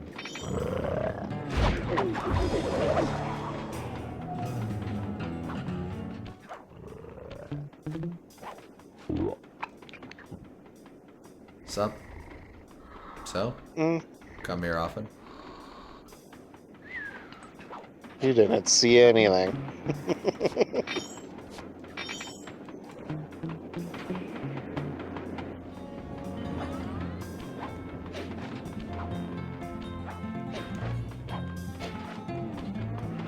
Not too bad. You should have seen how many missile launchers there were attached to these train cars. I don't mind saying that it took some real finesse on my part to deal with the defenses.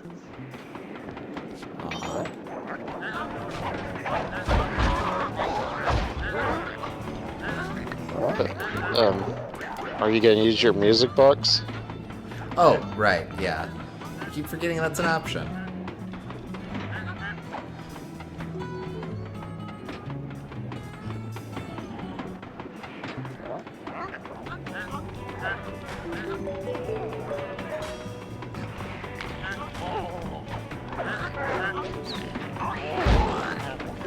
Don't shoot your friends, good lord.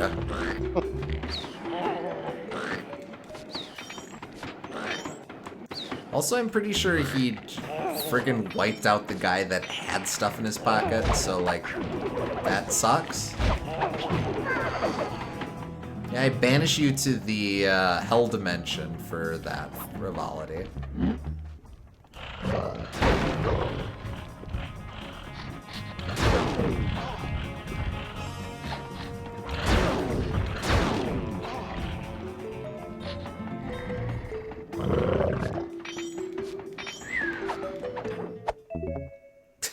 Honest to God, thought that was a bar of soap.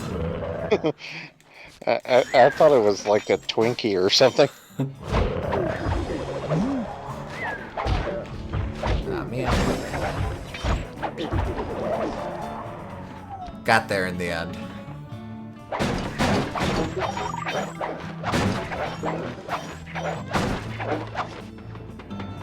Attention Iron Horse number 2. In case you haven't heard, some lucky worm managed to make off with a clockwork lug and Iron Horse 1. Oh. All the guards on duty have been punished according to the Lumberjack Code. Don't let the same thing happen to you. You boys have done some real good work lately, and I'd hate to have to put you out on disability. That's it. Keep your axes sharp. Ooh. I...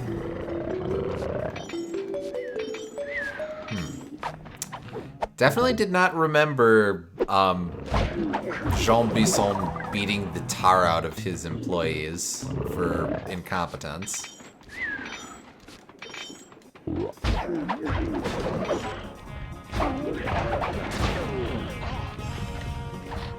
Picking someone's pocket while you're standing right in front of them doesn't tend to work out very well, Sly.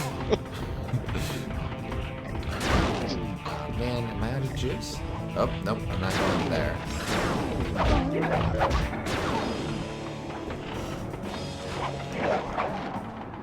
Okay, that one's on you, pal.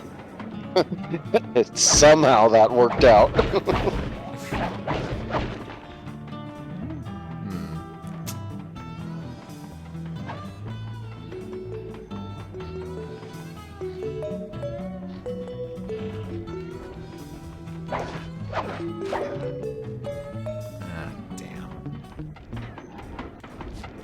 No, keep walking in midair. It's great.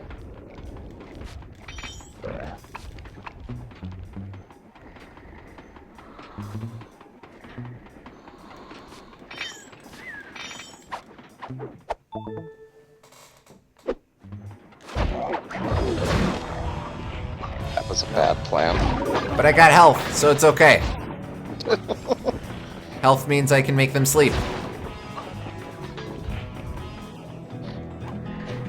Booyah, baby.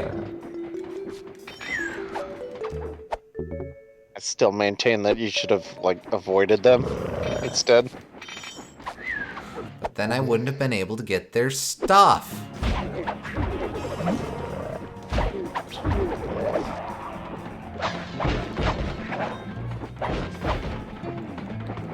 You have insatiable greed and bloodlust. And they have jewels. Fantastic! We are raking in the clockwork parts left and right.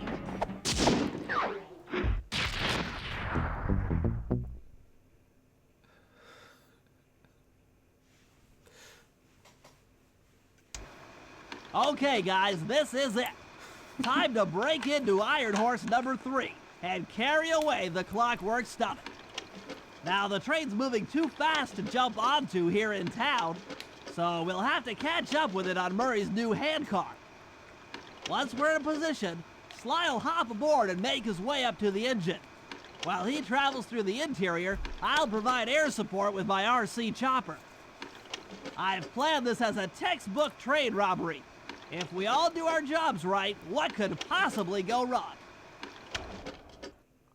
Never mind that. Kind of cool that, like, they're sort of doing the last level of Sly 1, but at the end of every chapter instead of only at the end of the game. Oh, yeah.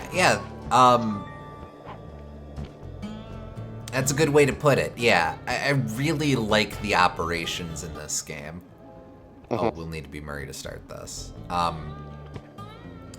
Like, I feel it's a great way of, one, having something that you're building up to, but also having a lot of variety in terms of how each segment ends. Because, like, you have the clear theming of what it is with the operation such and such, but you also, we haven't had two, or no two have been similar. Yeah. Hop aboard, guys. We've got a train to catch.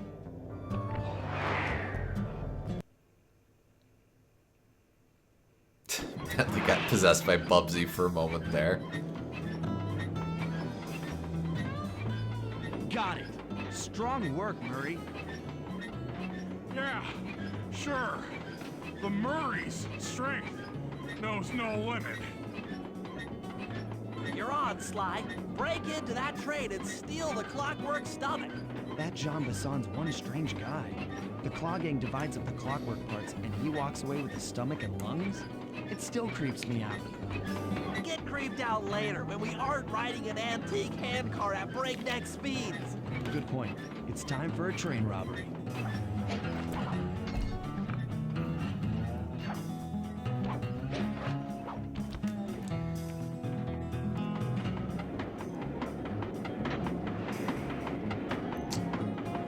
Well, no way to avoid this one.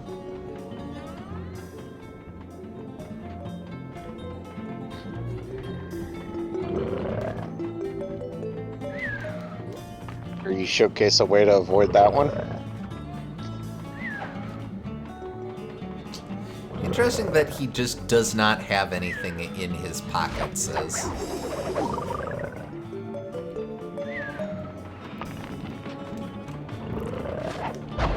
Oh, come on. First try.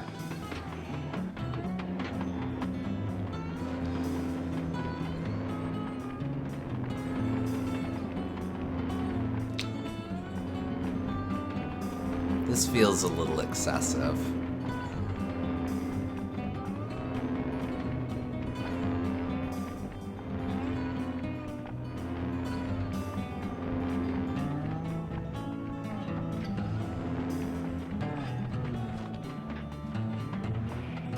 Oh. Incidentally, it's very easy to lure the guards into shooting each other in this one. That there clockwork stomach is as safe as a snowman in winter. I'd like to meet the varmint that's been looting my iron horse trains. By Jiminy, I get hot neath the collar just thinking about how I cut that boy down. I'd kill him like a spotted owl. I sure. You doing okay, Sly? I think he's nervous.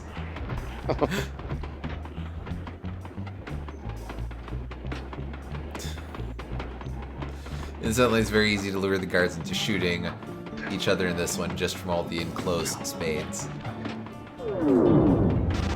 And also enclosed spaces. Hey, Cooper! Thought I might find you here.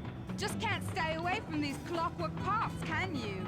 Oh, I just do it to meet exciting ladies like yourself.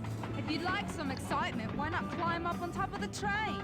I'm sure to get your heart pumping. Maybe even show you my new ride. No thanks, Neela. I've seen enough already. What's the problem, Poodle?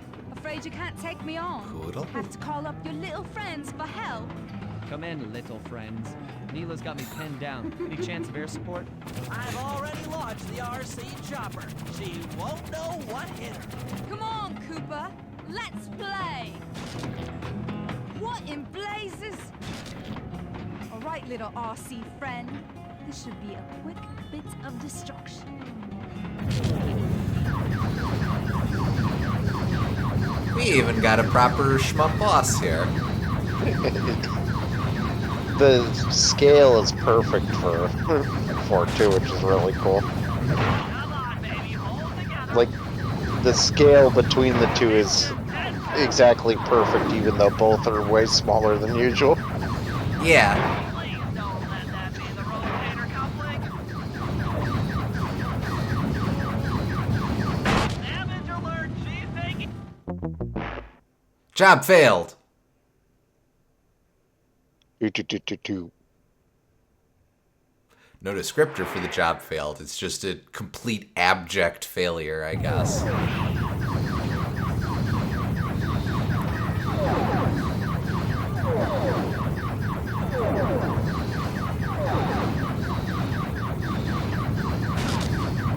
No, I definitely didn't remember this, but credit where it's due. This is a decently legit shmuppy boss. Yep. Oh, wait. It even does the thing where you can graze shots. Uh-huh. Like, it's specifically the helicopter blades. So, like, you can graze things with the tail and be just fine. Uh-huh. I don't know, I think Sucker Punch knew what they were doing. You Robbie Blighter! This is a... with some fancy Rummy flying, Blight. little friend. Okay. Whatever you say, poodle.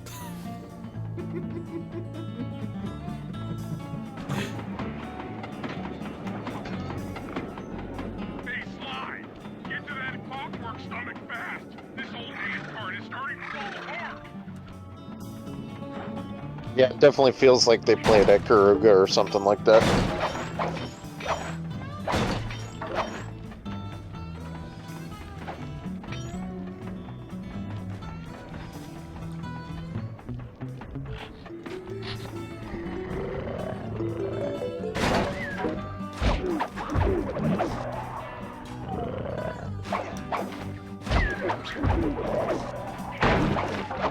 It's like they have all these bottles here so that you can actually trundle into them and trigger an enemy spawn, or an enemy alert, but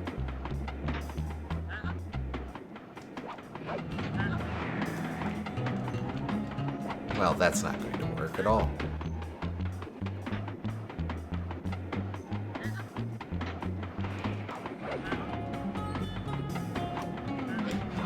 There we go.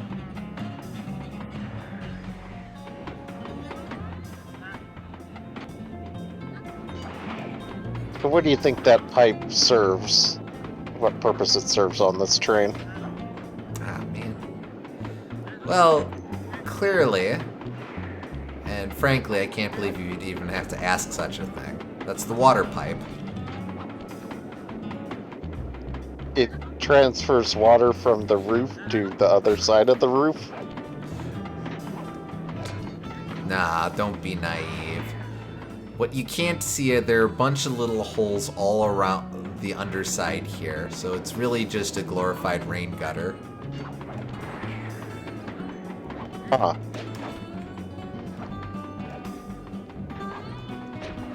That you'd even have to ask such a thing, honestly. I mean, seems like a very inefficient rain gutter if most of it's underneath the train.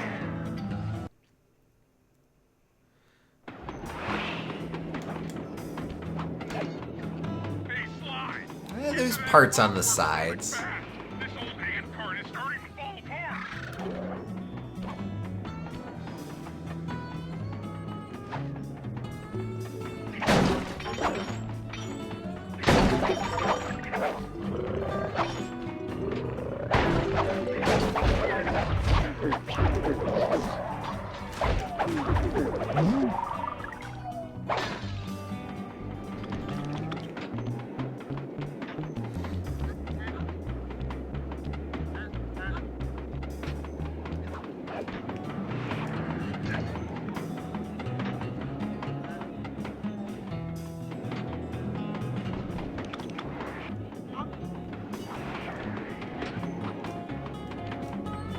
Ah, man. Little fiddly.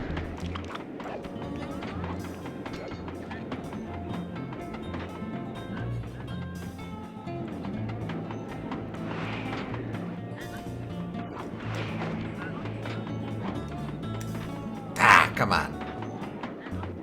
It is a really cool set piece, though.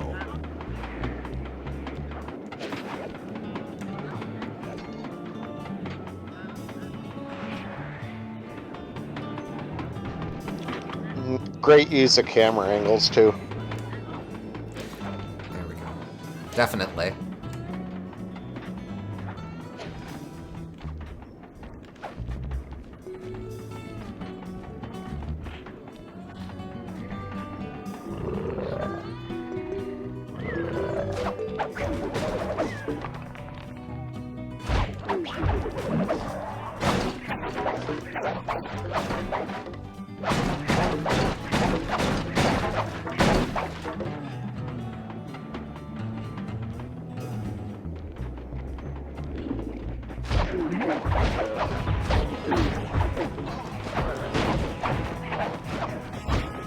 Oh, there's another guy.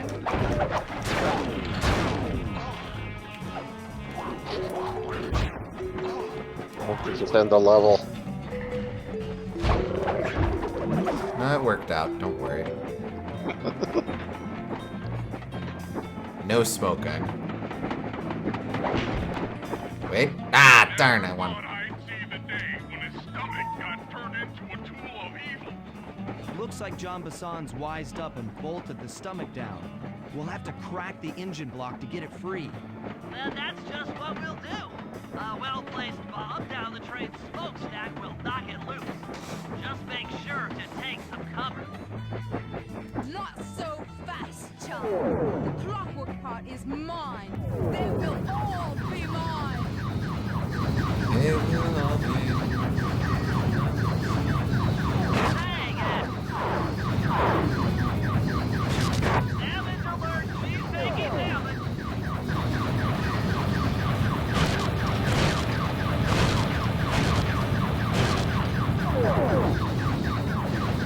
Please don't let that be the rotator coupling.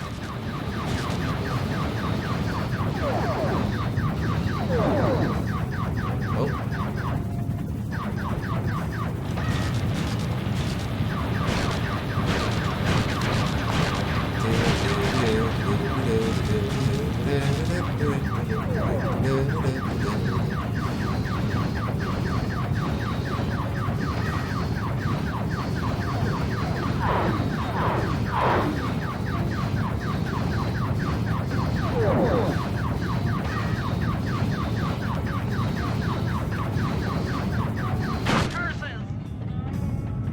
Ah, almost had it. Yep. That's alright. Easy fix, easy fix. Please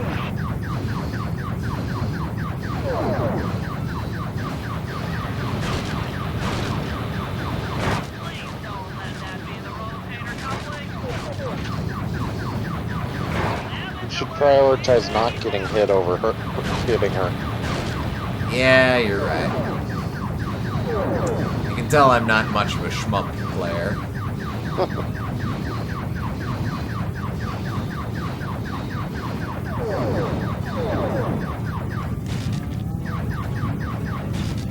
Oh, I am actually doing damage to her like this. Nice.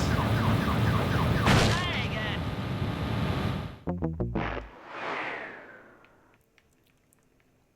Alright, easy fix, easy fix.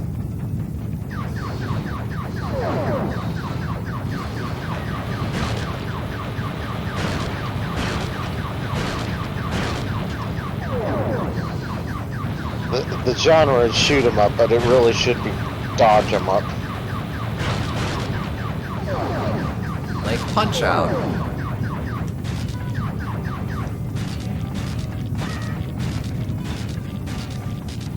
Please don't let that be the rotator coupling.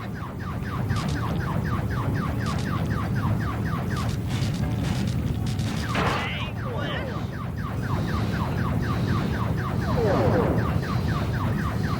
Dodge 'em the fuck up, Bentley.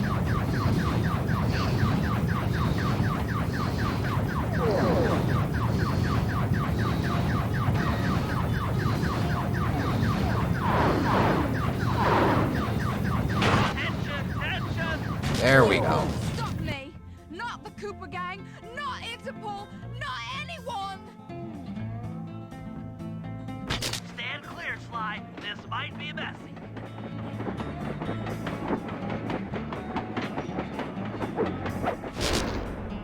Sly! Sly! You okay? Clockwork Stomach. I've got an upset stomach on my hands, but other than that, I feel great.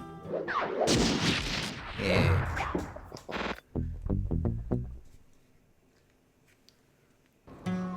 The gang and I had pulled off the impossible. We'd successfully robbed all of John Bassan's iron horse trains, and we were walking away with 3, count them, 3 clockwork parts. And as a bonus, we shut down spice distribution in all of North America. Needless to say, we were pretty pleased with ourselves. Can't say the same for Carmelita. Once again, the framed policewoman had to run from the cops, which was fun at first, but I'm starting to feel a little sorry for her. I mean, what if they replace Carmelita with someone else? I don't want another cop on my tail. She's a big part of why this is all fun. Sooner or later, I'm gonna have to figure out a way to clear her name, some way other than turning myself in.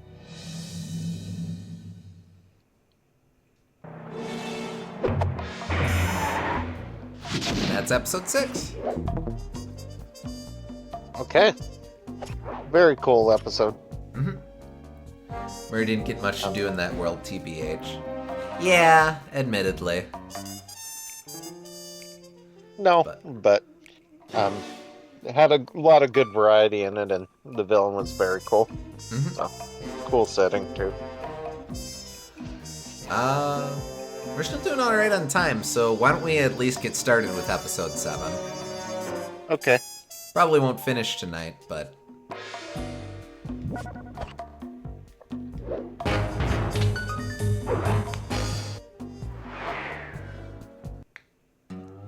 Things just weren't right up in Canada. Random acts of violence were popping up like weeds, What? and the Northern Lights, well, they just weren't right. One night they'd be brighter than ever, and the next, gone.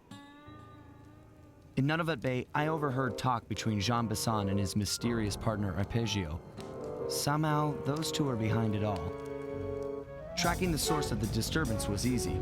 By simply following the lights, we were led north to an immense lumber camp.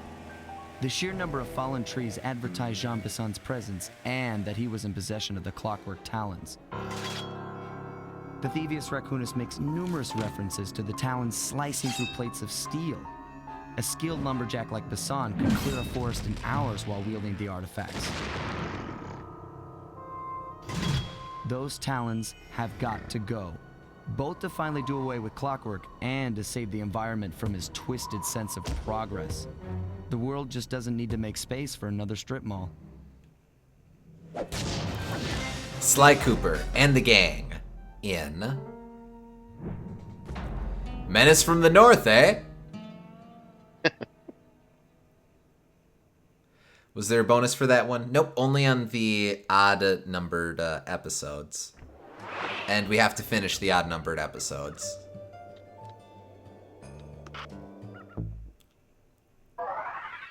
Couple new goodies. We've got the Reduction Bomb, shrink enemies in the area. The Guttural Roar, terrify your foes. And Thief Reflexes, slow time to a crawl. I guess Sly does get some time manipulation powers in this game, too. Got a Probably preference? gotta start with Sly, so... Yeah, okay.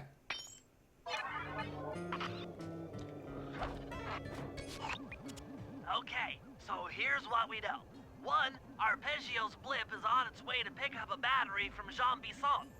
And 2, the only way we'll get a crack at Arpeggio's clockwork brain is by finding a way to sneak aboard his blip. But before we do that, we'll need to snag the clockwork talons off Jean Bisson. Time is short and we've got a lot to accomplish. True, but first things first. This lumber camp isn't on any of my maps. I need you to poke around and take some recon photos. They'll help to get my sensors oriented. No problem. Recon photos I got covered. In anticipation of the icy climate, I took the liberty of modifying your cane. It can now separate into 2 smaller canes, useful for ice climbing. Try ascending to the top of that sheet of ice. Just jump and hit the circle button to dig in. I forgot about that. I couldn't remember if there had been a bonus for Contessa 2 or not. Yeah, that was the TV spot that did not have Lala Williams in it.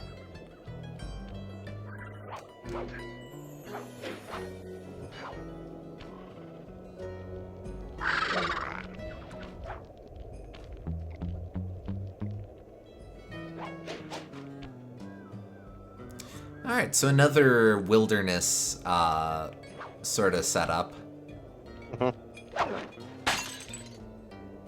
This time Murray's... Always fond of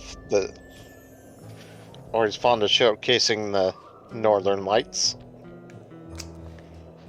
Indeed.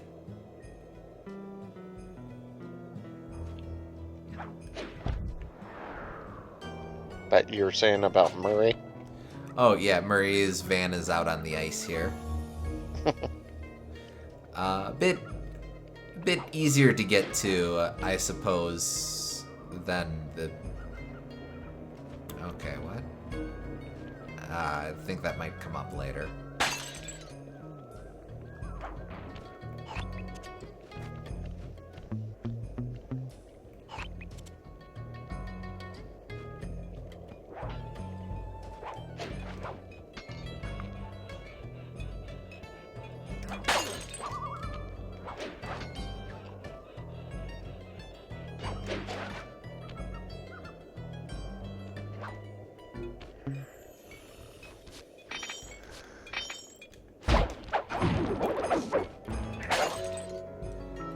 Got another bear. Over there. Nope.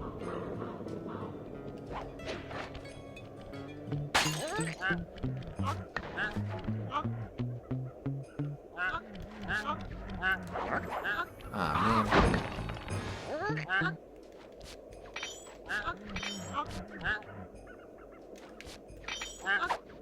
Okay, seriously, I don't know how that worked.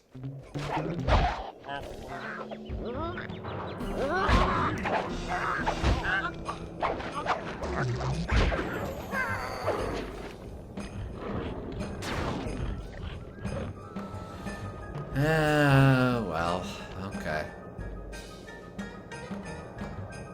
She's right behind me, isn't she?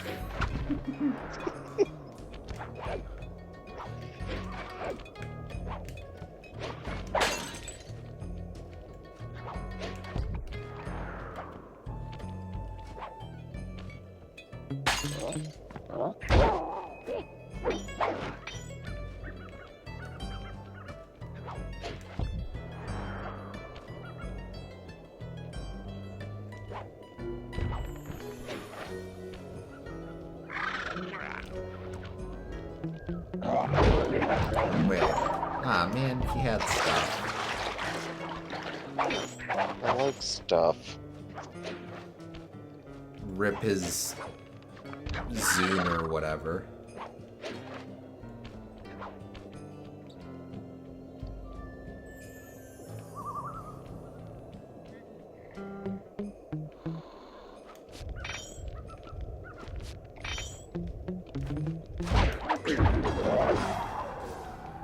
Taken from us to Zune.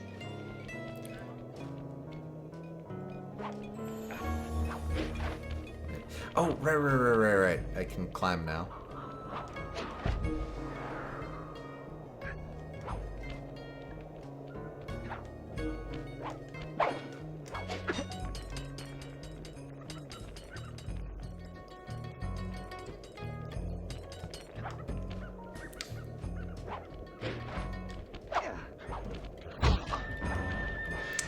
That's not what I wanted to do.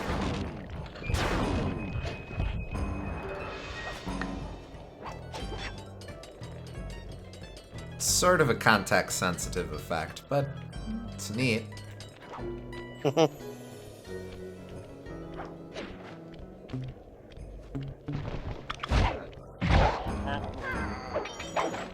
good to see my arcade upgrade perform so well in the field.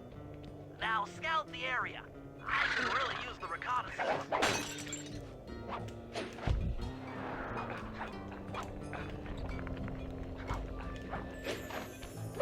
I mean, that works.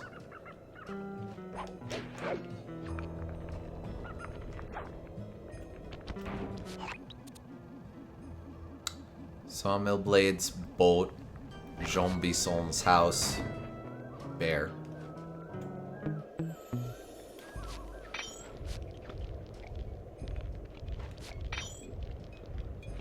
You know, when I first watched this game, I missed the part about Sly's cane splitting into two smaller canes for the ice wall climbing parts. It's sort of a very specific detail. I honestly completely forgot that that was a thing myself. Ah. It sounded pretty close. 1, 2.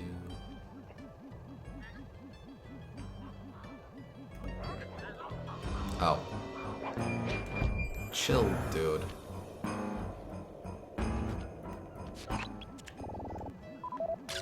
Bear. This place is bear country, all right.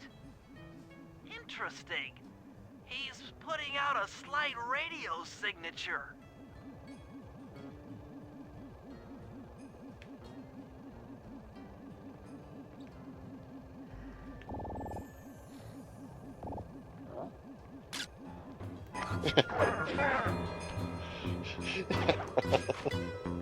Were you trying to flashbang him or something?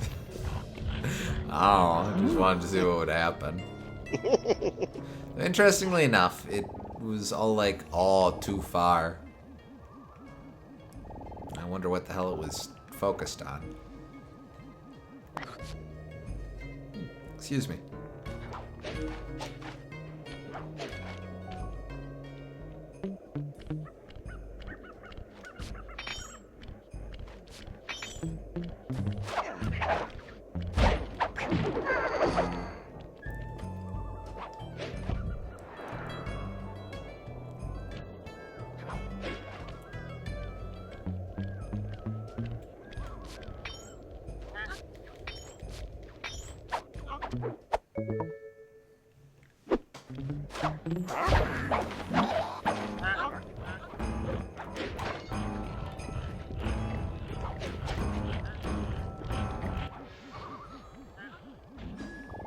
This is fine. This is perfectly fine. Yeah, you get him, bear.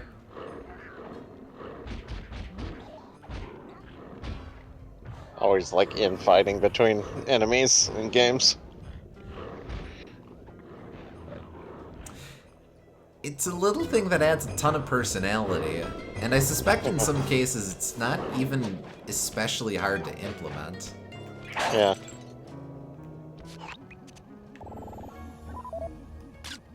Jean Bison's house. The lair of the beast. The den of evil. The epicenter of ecological destruction.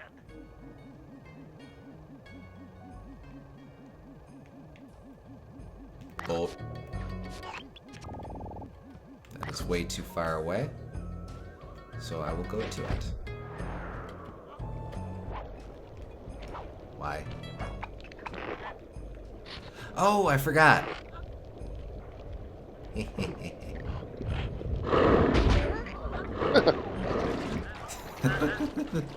That's a bait and switch. I kind of like as well the image of the coins flying out like some sort of video game gore. Like River City Ransom, yeah. Yeah. Or Scott Pilgrim.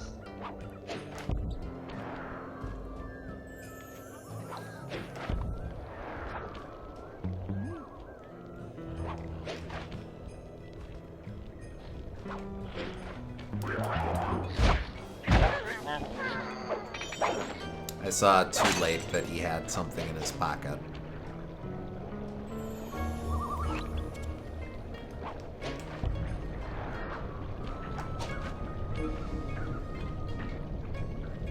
I don't know how I'm staying on. Very carefully.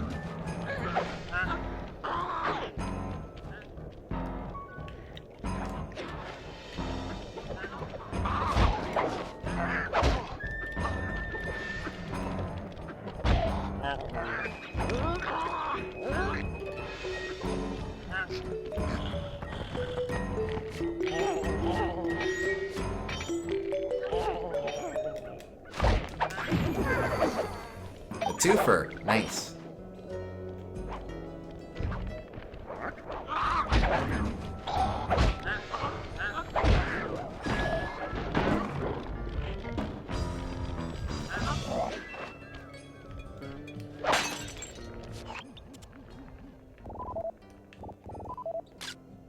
Fascinating. My sensors detect a Wi-Fi link to that boat. It must be piloted by computer.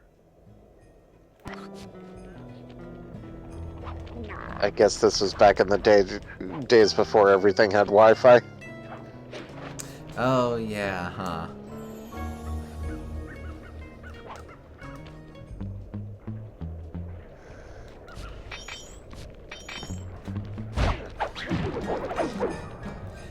I also saw a treasure. Unfortunately, I can't grab it in the middle of a mission, so we'll just have to remember it's here.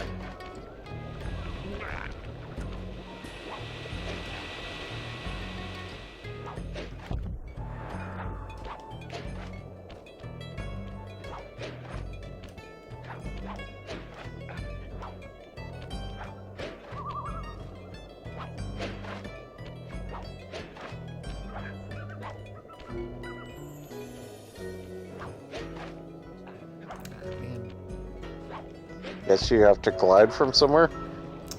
Yeah, I'll have to get there from the water tower here. Oh, I see. You can climb up that. We'll try again.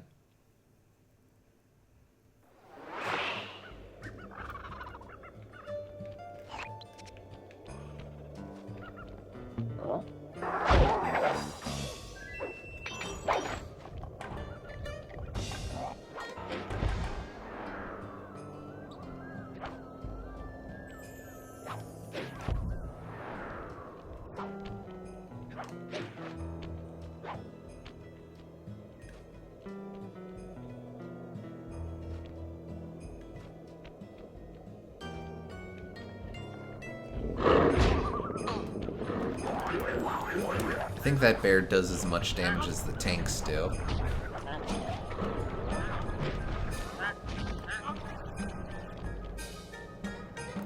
Which can say a lot about a lot of things. Now if they had a bear piloting a tank, you'd be fucked. Oh man, I didn't even think of that possibility.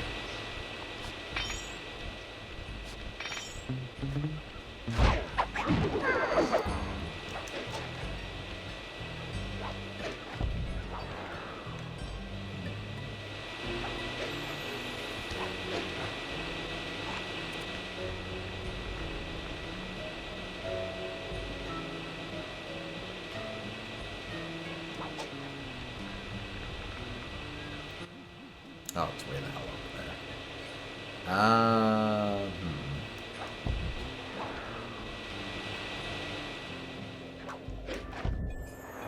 Man. Were you not gonna climb the water tower? I was, but I'm not actually sure how I would do that. Well, can you glide to it and then hook on with your dual canes somehow? Oh, right. Keep forgetting about that. Oh, hey. Hey, Trizzy. Nice of you to Yes. stop by. We're glad you could join us.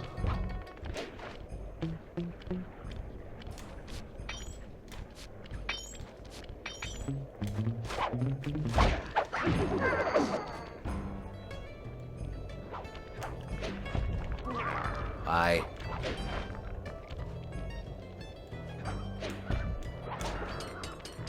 There we go.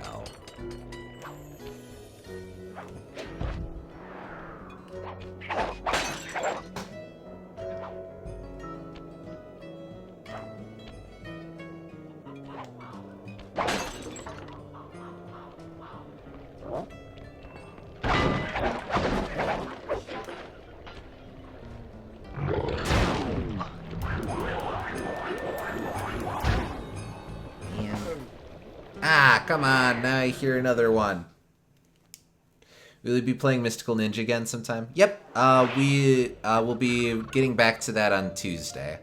Usually we do, we like to do one-off game playthroughs on Tuesdays and series playthroughs on Fridays. Yep.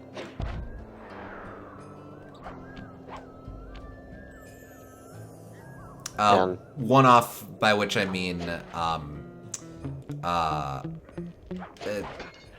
usually games we only plan to play one version, one of the installments in a series of. There we go. Yeah. I sometimes also call them our variety streams, or our variety nights, just because stuff we do on Fridays tends to be full series playthrough.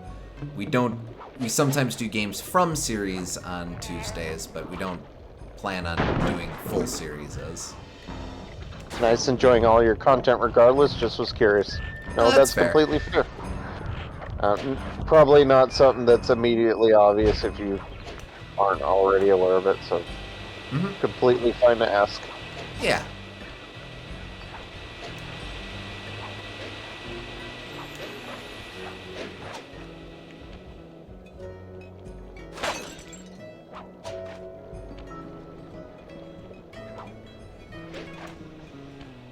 Oh, see, now that does not have the sparklies.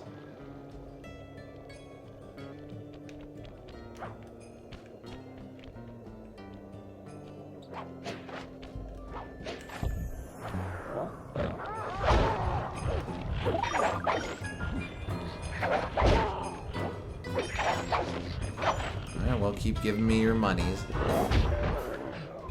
Oh, thank you, Bear.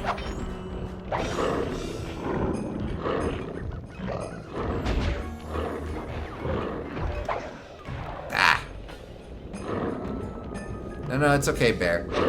You don't need to do more for me. I appreciate what you've done. There we go. You shouldn't have.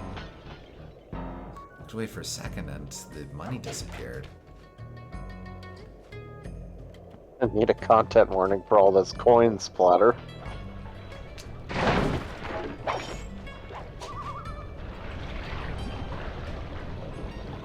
mean, okay, I can stand there too, I guess.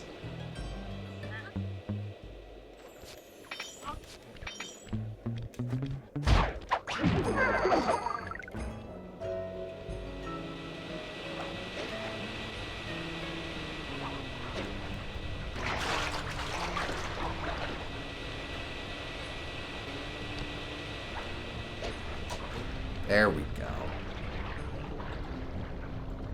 Good thing there's a spike. Has to make it look extra Viking-y.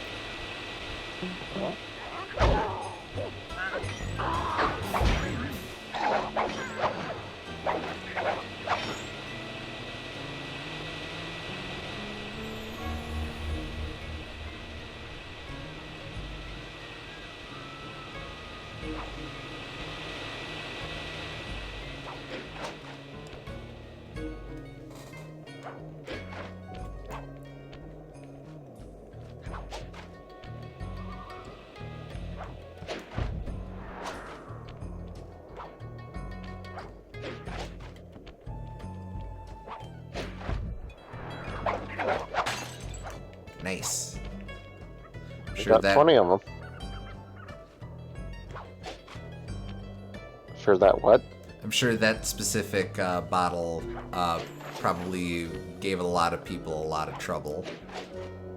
Yeah. But yeah, we're making good progress on those already. Now what the hell am I taking a picture of? I kind of got lost in the sauce.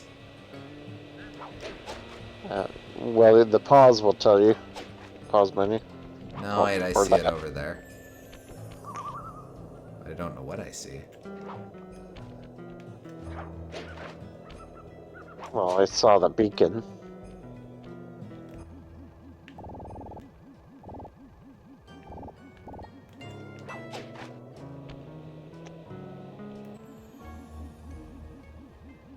Sawmill blades. Right, can I get it from here? Nah.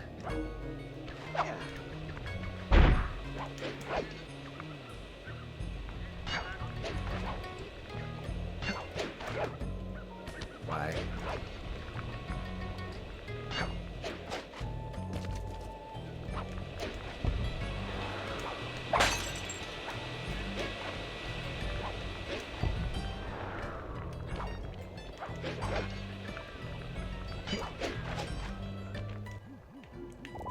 There we go. Okay. Those saw blades look particularly old. I guess this logging camp has been around for a while. Okay, that should do it. Now for the real point of interest. Head for that lighthouse and try to find a way to sneak in. You know, that's fair. That is interesting. We'll try that. I want that bottom.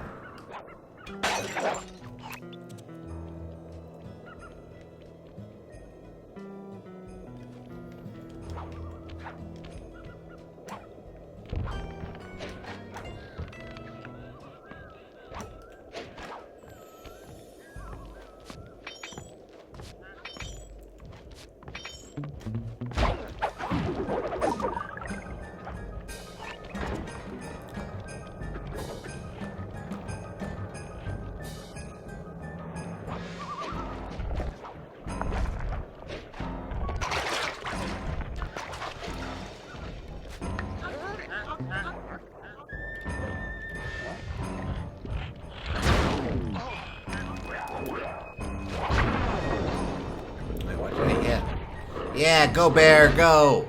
Yeah! No!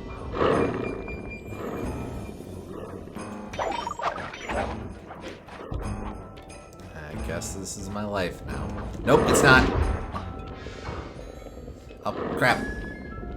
I saw it. There's a Hold on. ball. Gotcha. Okay.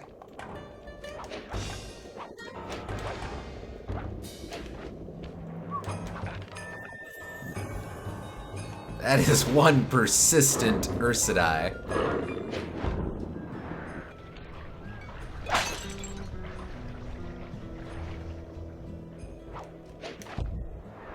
The fish is trying to help knock you across to the lighthouse.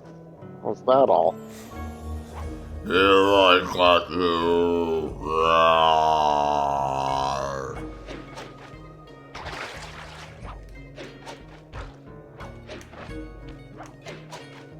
Luminous Ursidae meets persistent Ursidae. There has to be some crummy faux Latin we can slap onto that. Or Greek. Seems like the name of a Yogi Bear episode. A little bit, huh? I would also accept Persicidae, Ursidae.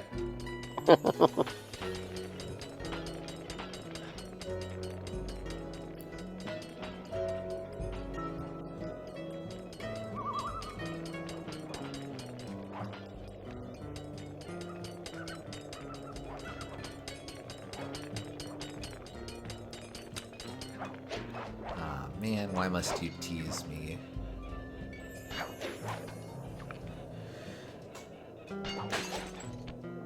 Look at how high up we are. Hey, look, we're in the Northern Lights. Don't think that's possible, but okay. It's really tall. I don't know what to tell you, man.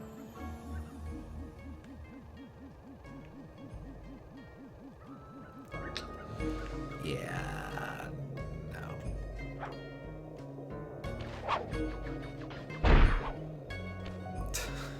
Okay.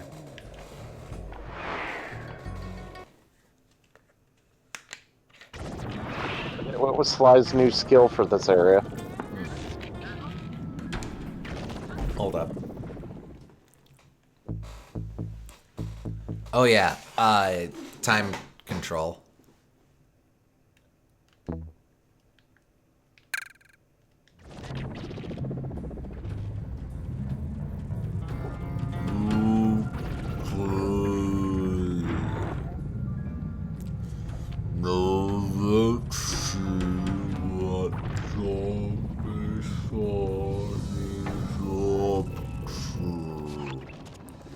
It's like in the first game, yeah. I'm Yep. sure they copied the code directly from that. Wouldn't Which surprise is fine. I was right. The entrance is barred from the inside.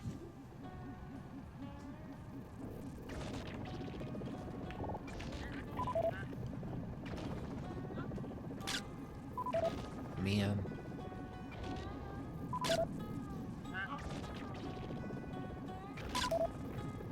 Ah, no, come on.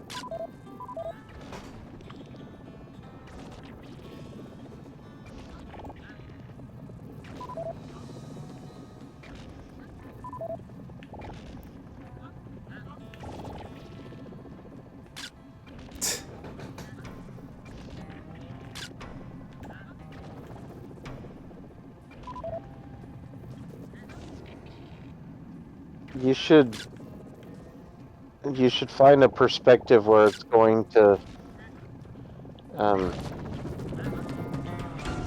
be heading towards you without it in the way.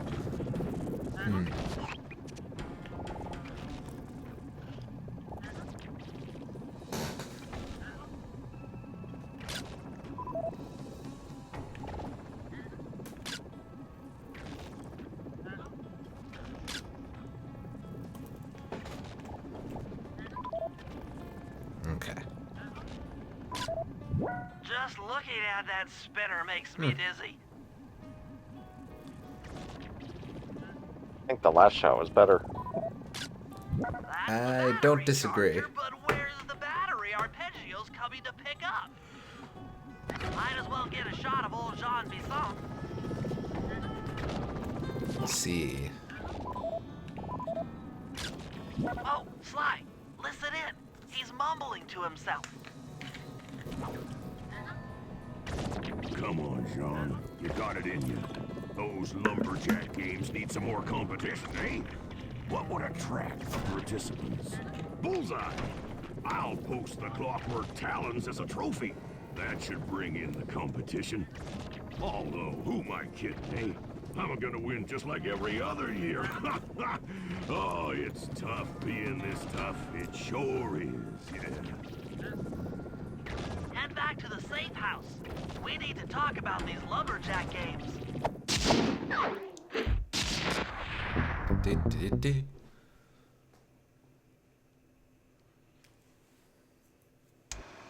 Well, guys, Jean Bisson has unknowingly thrown down the gauntlet.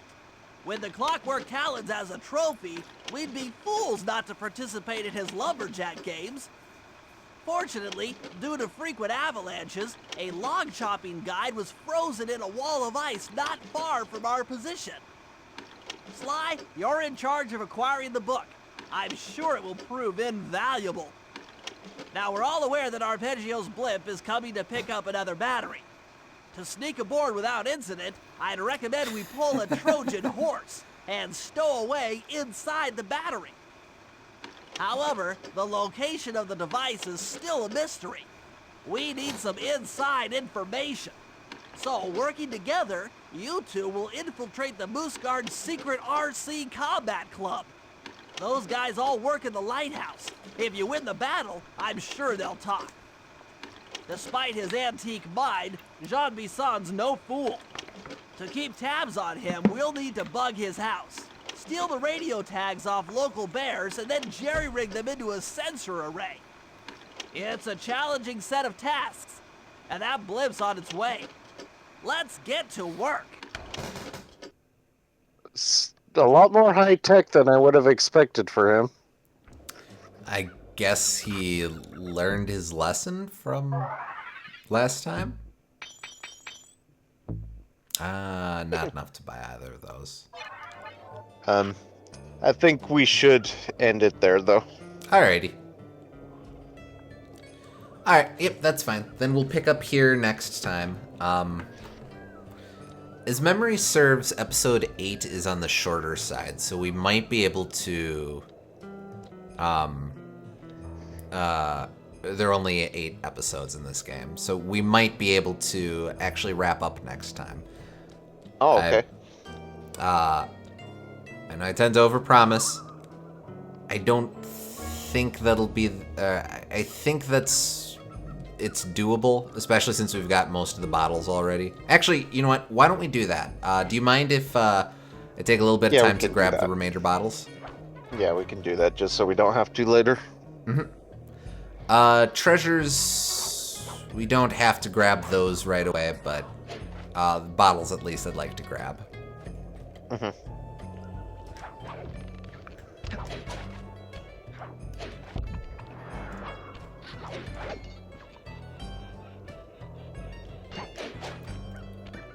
See. I'll also go ahead and kill the music just so it's a little easier.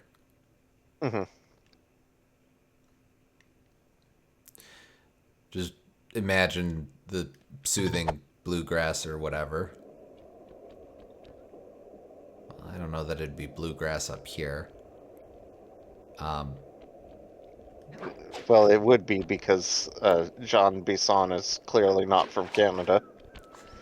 Yes.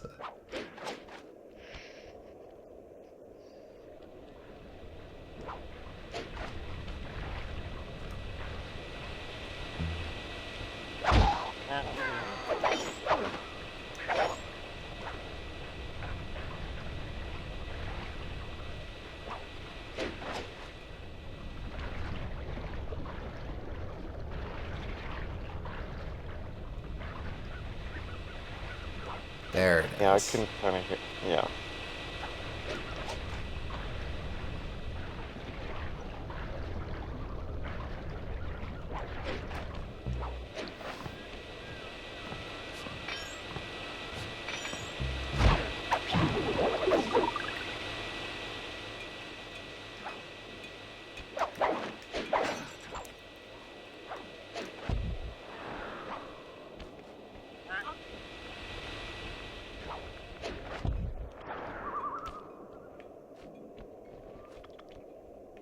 Yeah, I hear one around here.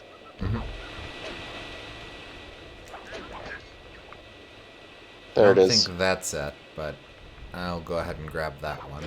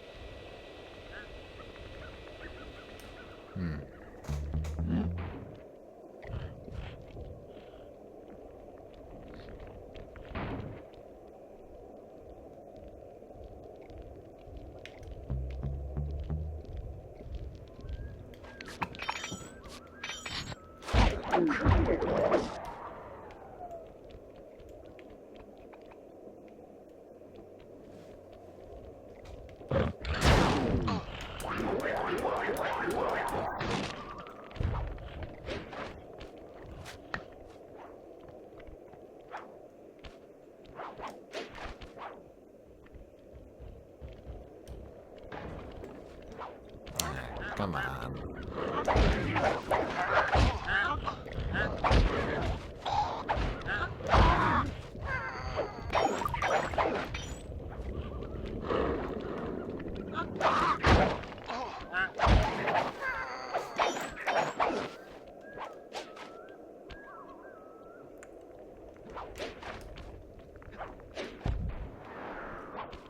Inkot feels so much less intense without the background music. Yeah.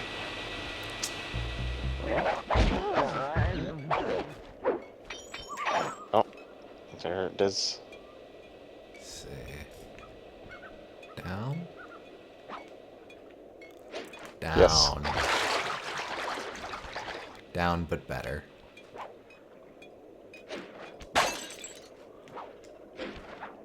Sneaky one.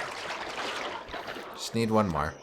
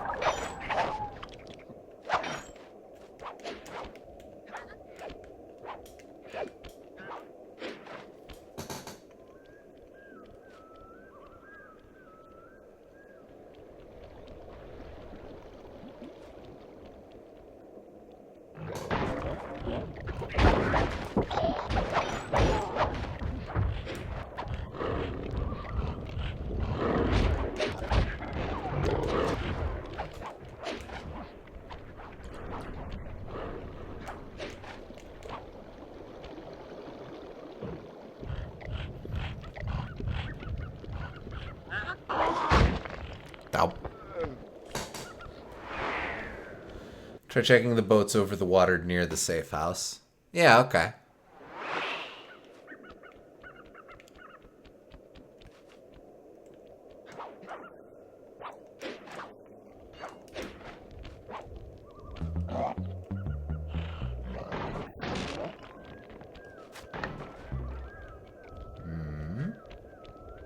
Oh, nobody knows. Probably for a mission or something. Yeah, probably.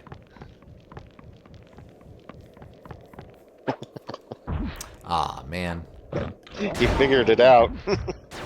Took him a while. We knew he had it in him all along. Let's see. There's an obstacle in my way. How do I avoid this? I've tried walking into it. That didn't work. Oh, ow.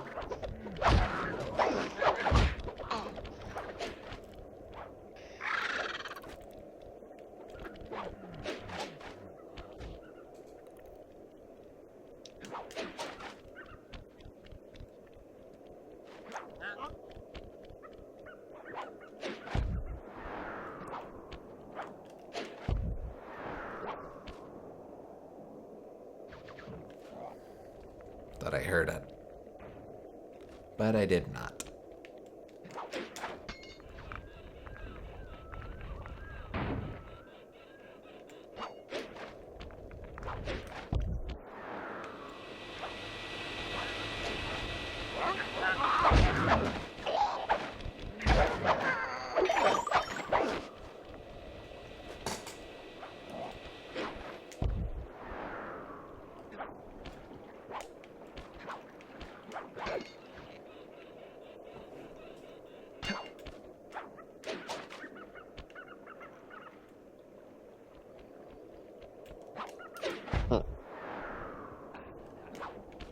Not much to get from there.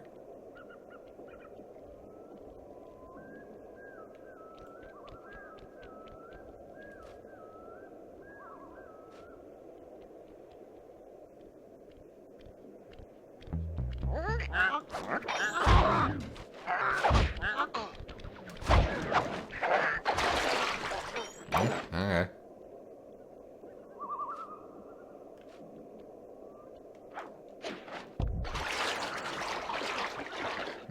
Well, obviously not.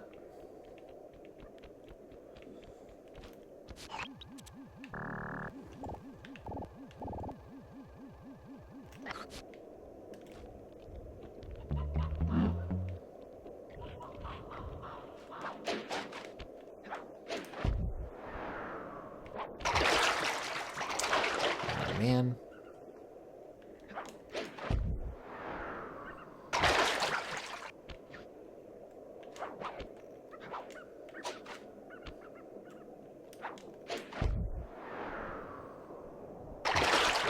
Ah, man.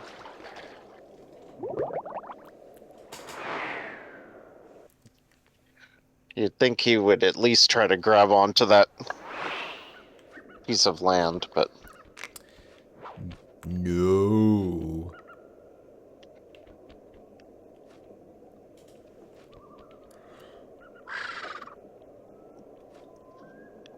as she says, I feel like I remember there being a bottle around one of these boats, but maybe he's misremembering. Well, if a boat could be chill for a while, that'd help.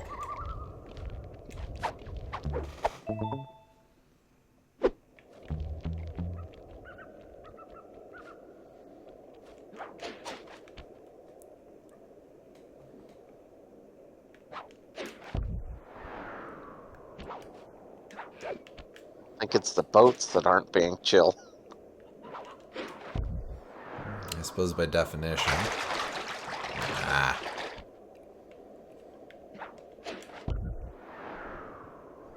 Nope.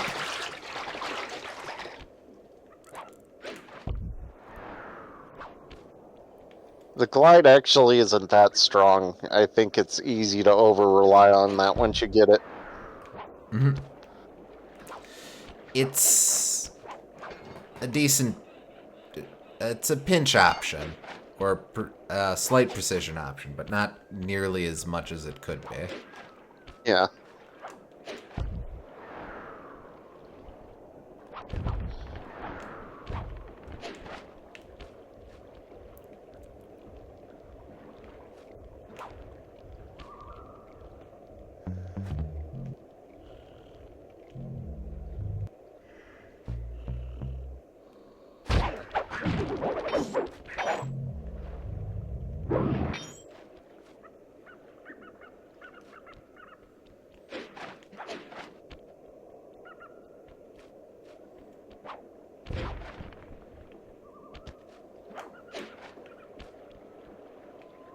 I did that trail before.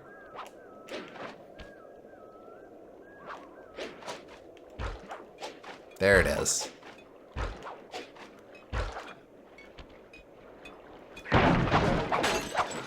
There we go. Hidden behind a very dastardly outhouse. Very, very mean. Nah. Alright, well I guess I am close to this treasure, so I'll just take this. Yeah, that's fair. Not anymore.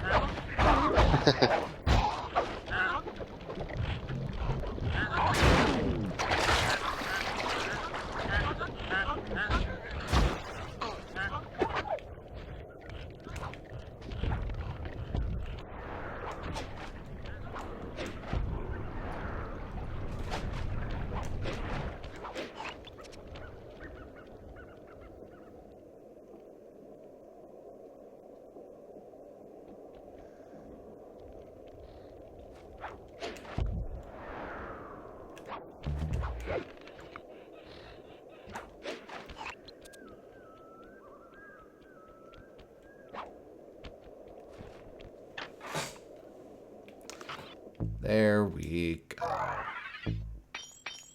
Nice. But, alright. We'll go ahead and wrap here. We've got, I guess, 2 more treasures lying around the overworld, but those are easy enough to re-find. Actually, one last thing. Let me put the music on. Oh, yeah. I suppose it doesn't matter a hell of a lot at this juncture, but just so that, just in case it tries to save that and then we start next time and like, why is it so quiet? But, alright. Okay. Well, hey, so thank you for joining us, folks. We'll go ahead and leave it there, but we hope you had fun, and we will catch you on the next stream. Catch you next time on maybe the final stream. We'll see. Slide 2. Maybe. Here's hoping.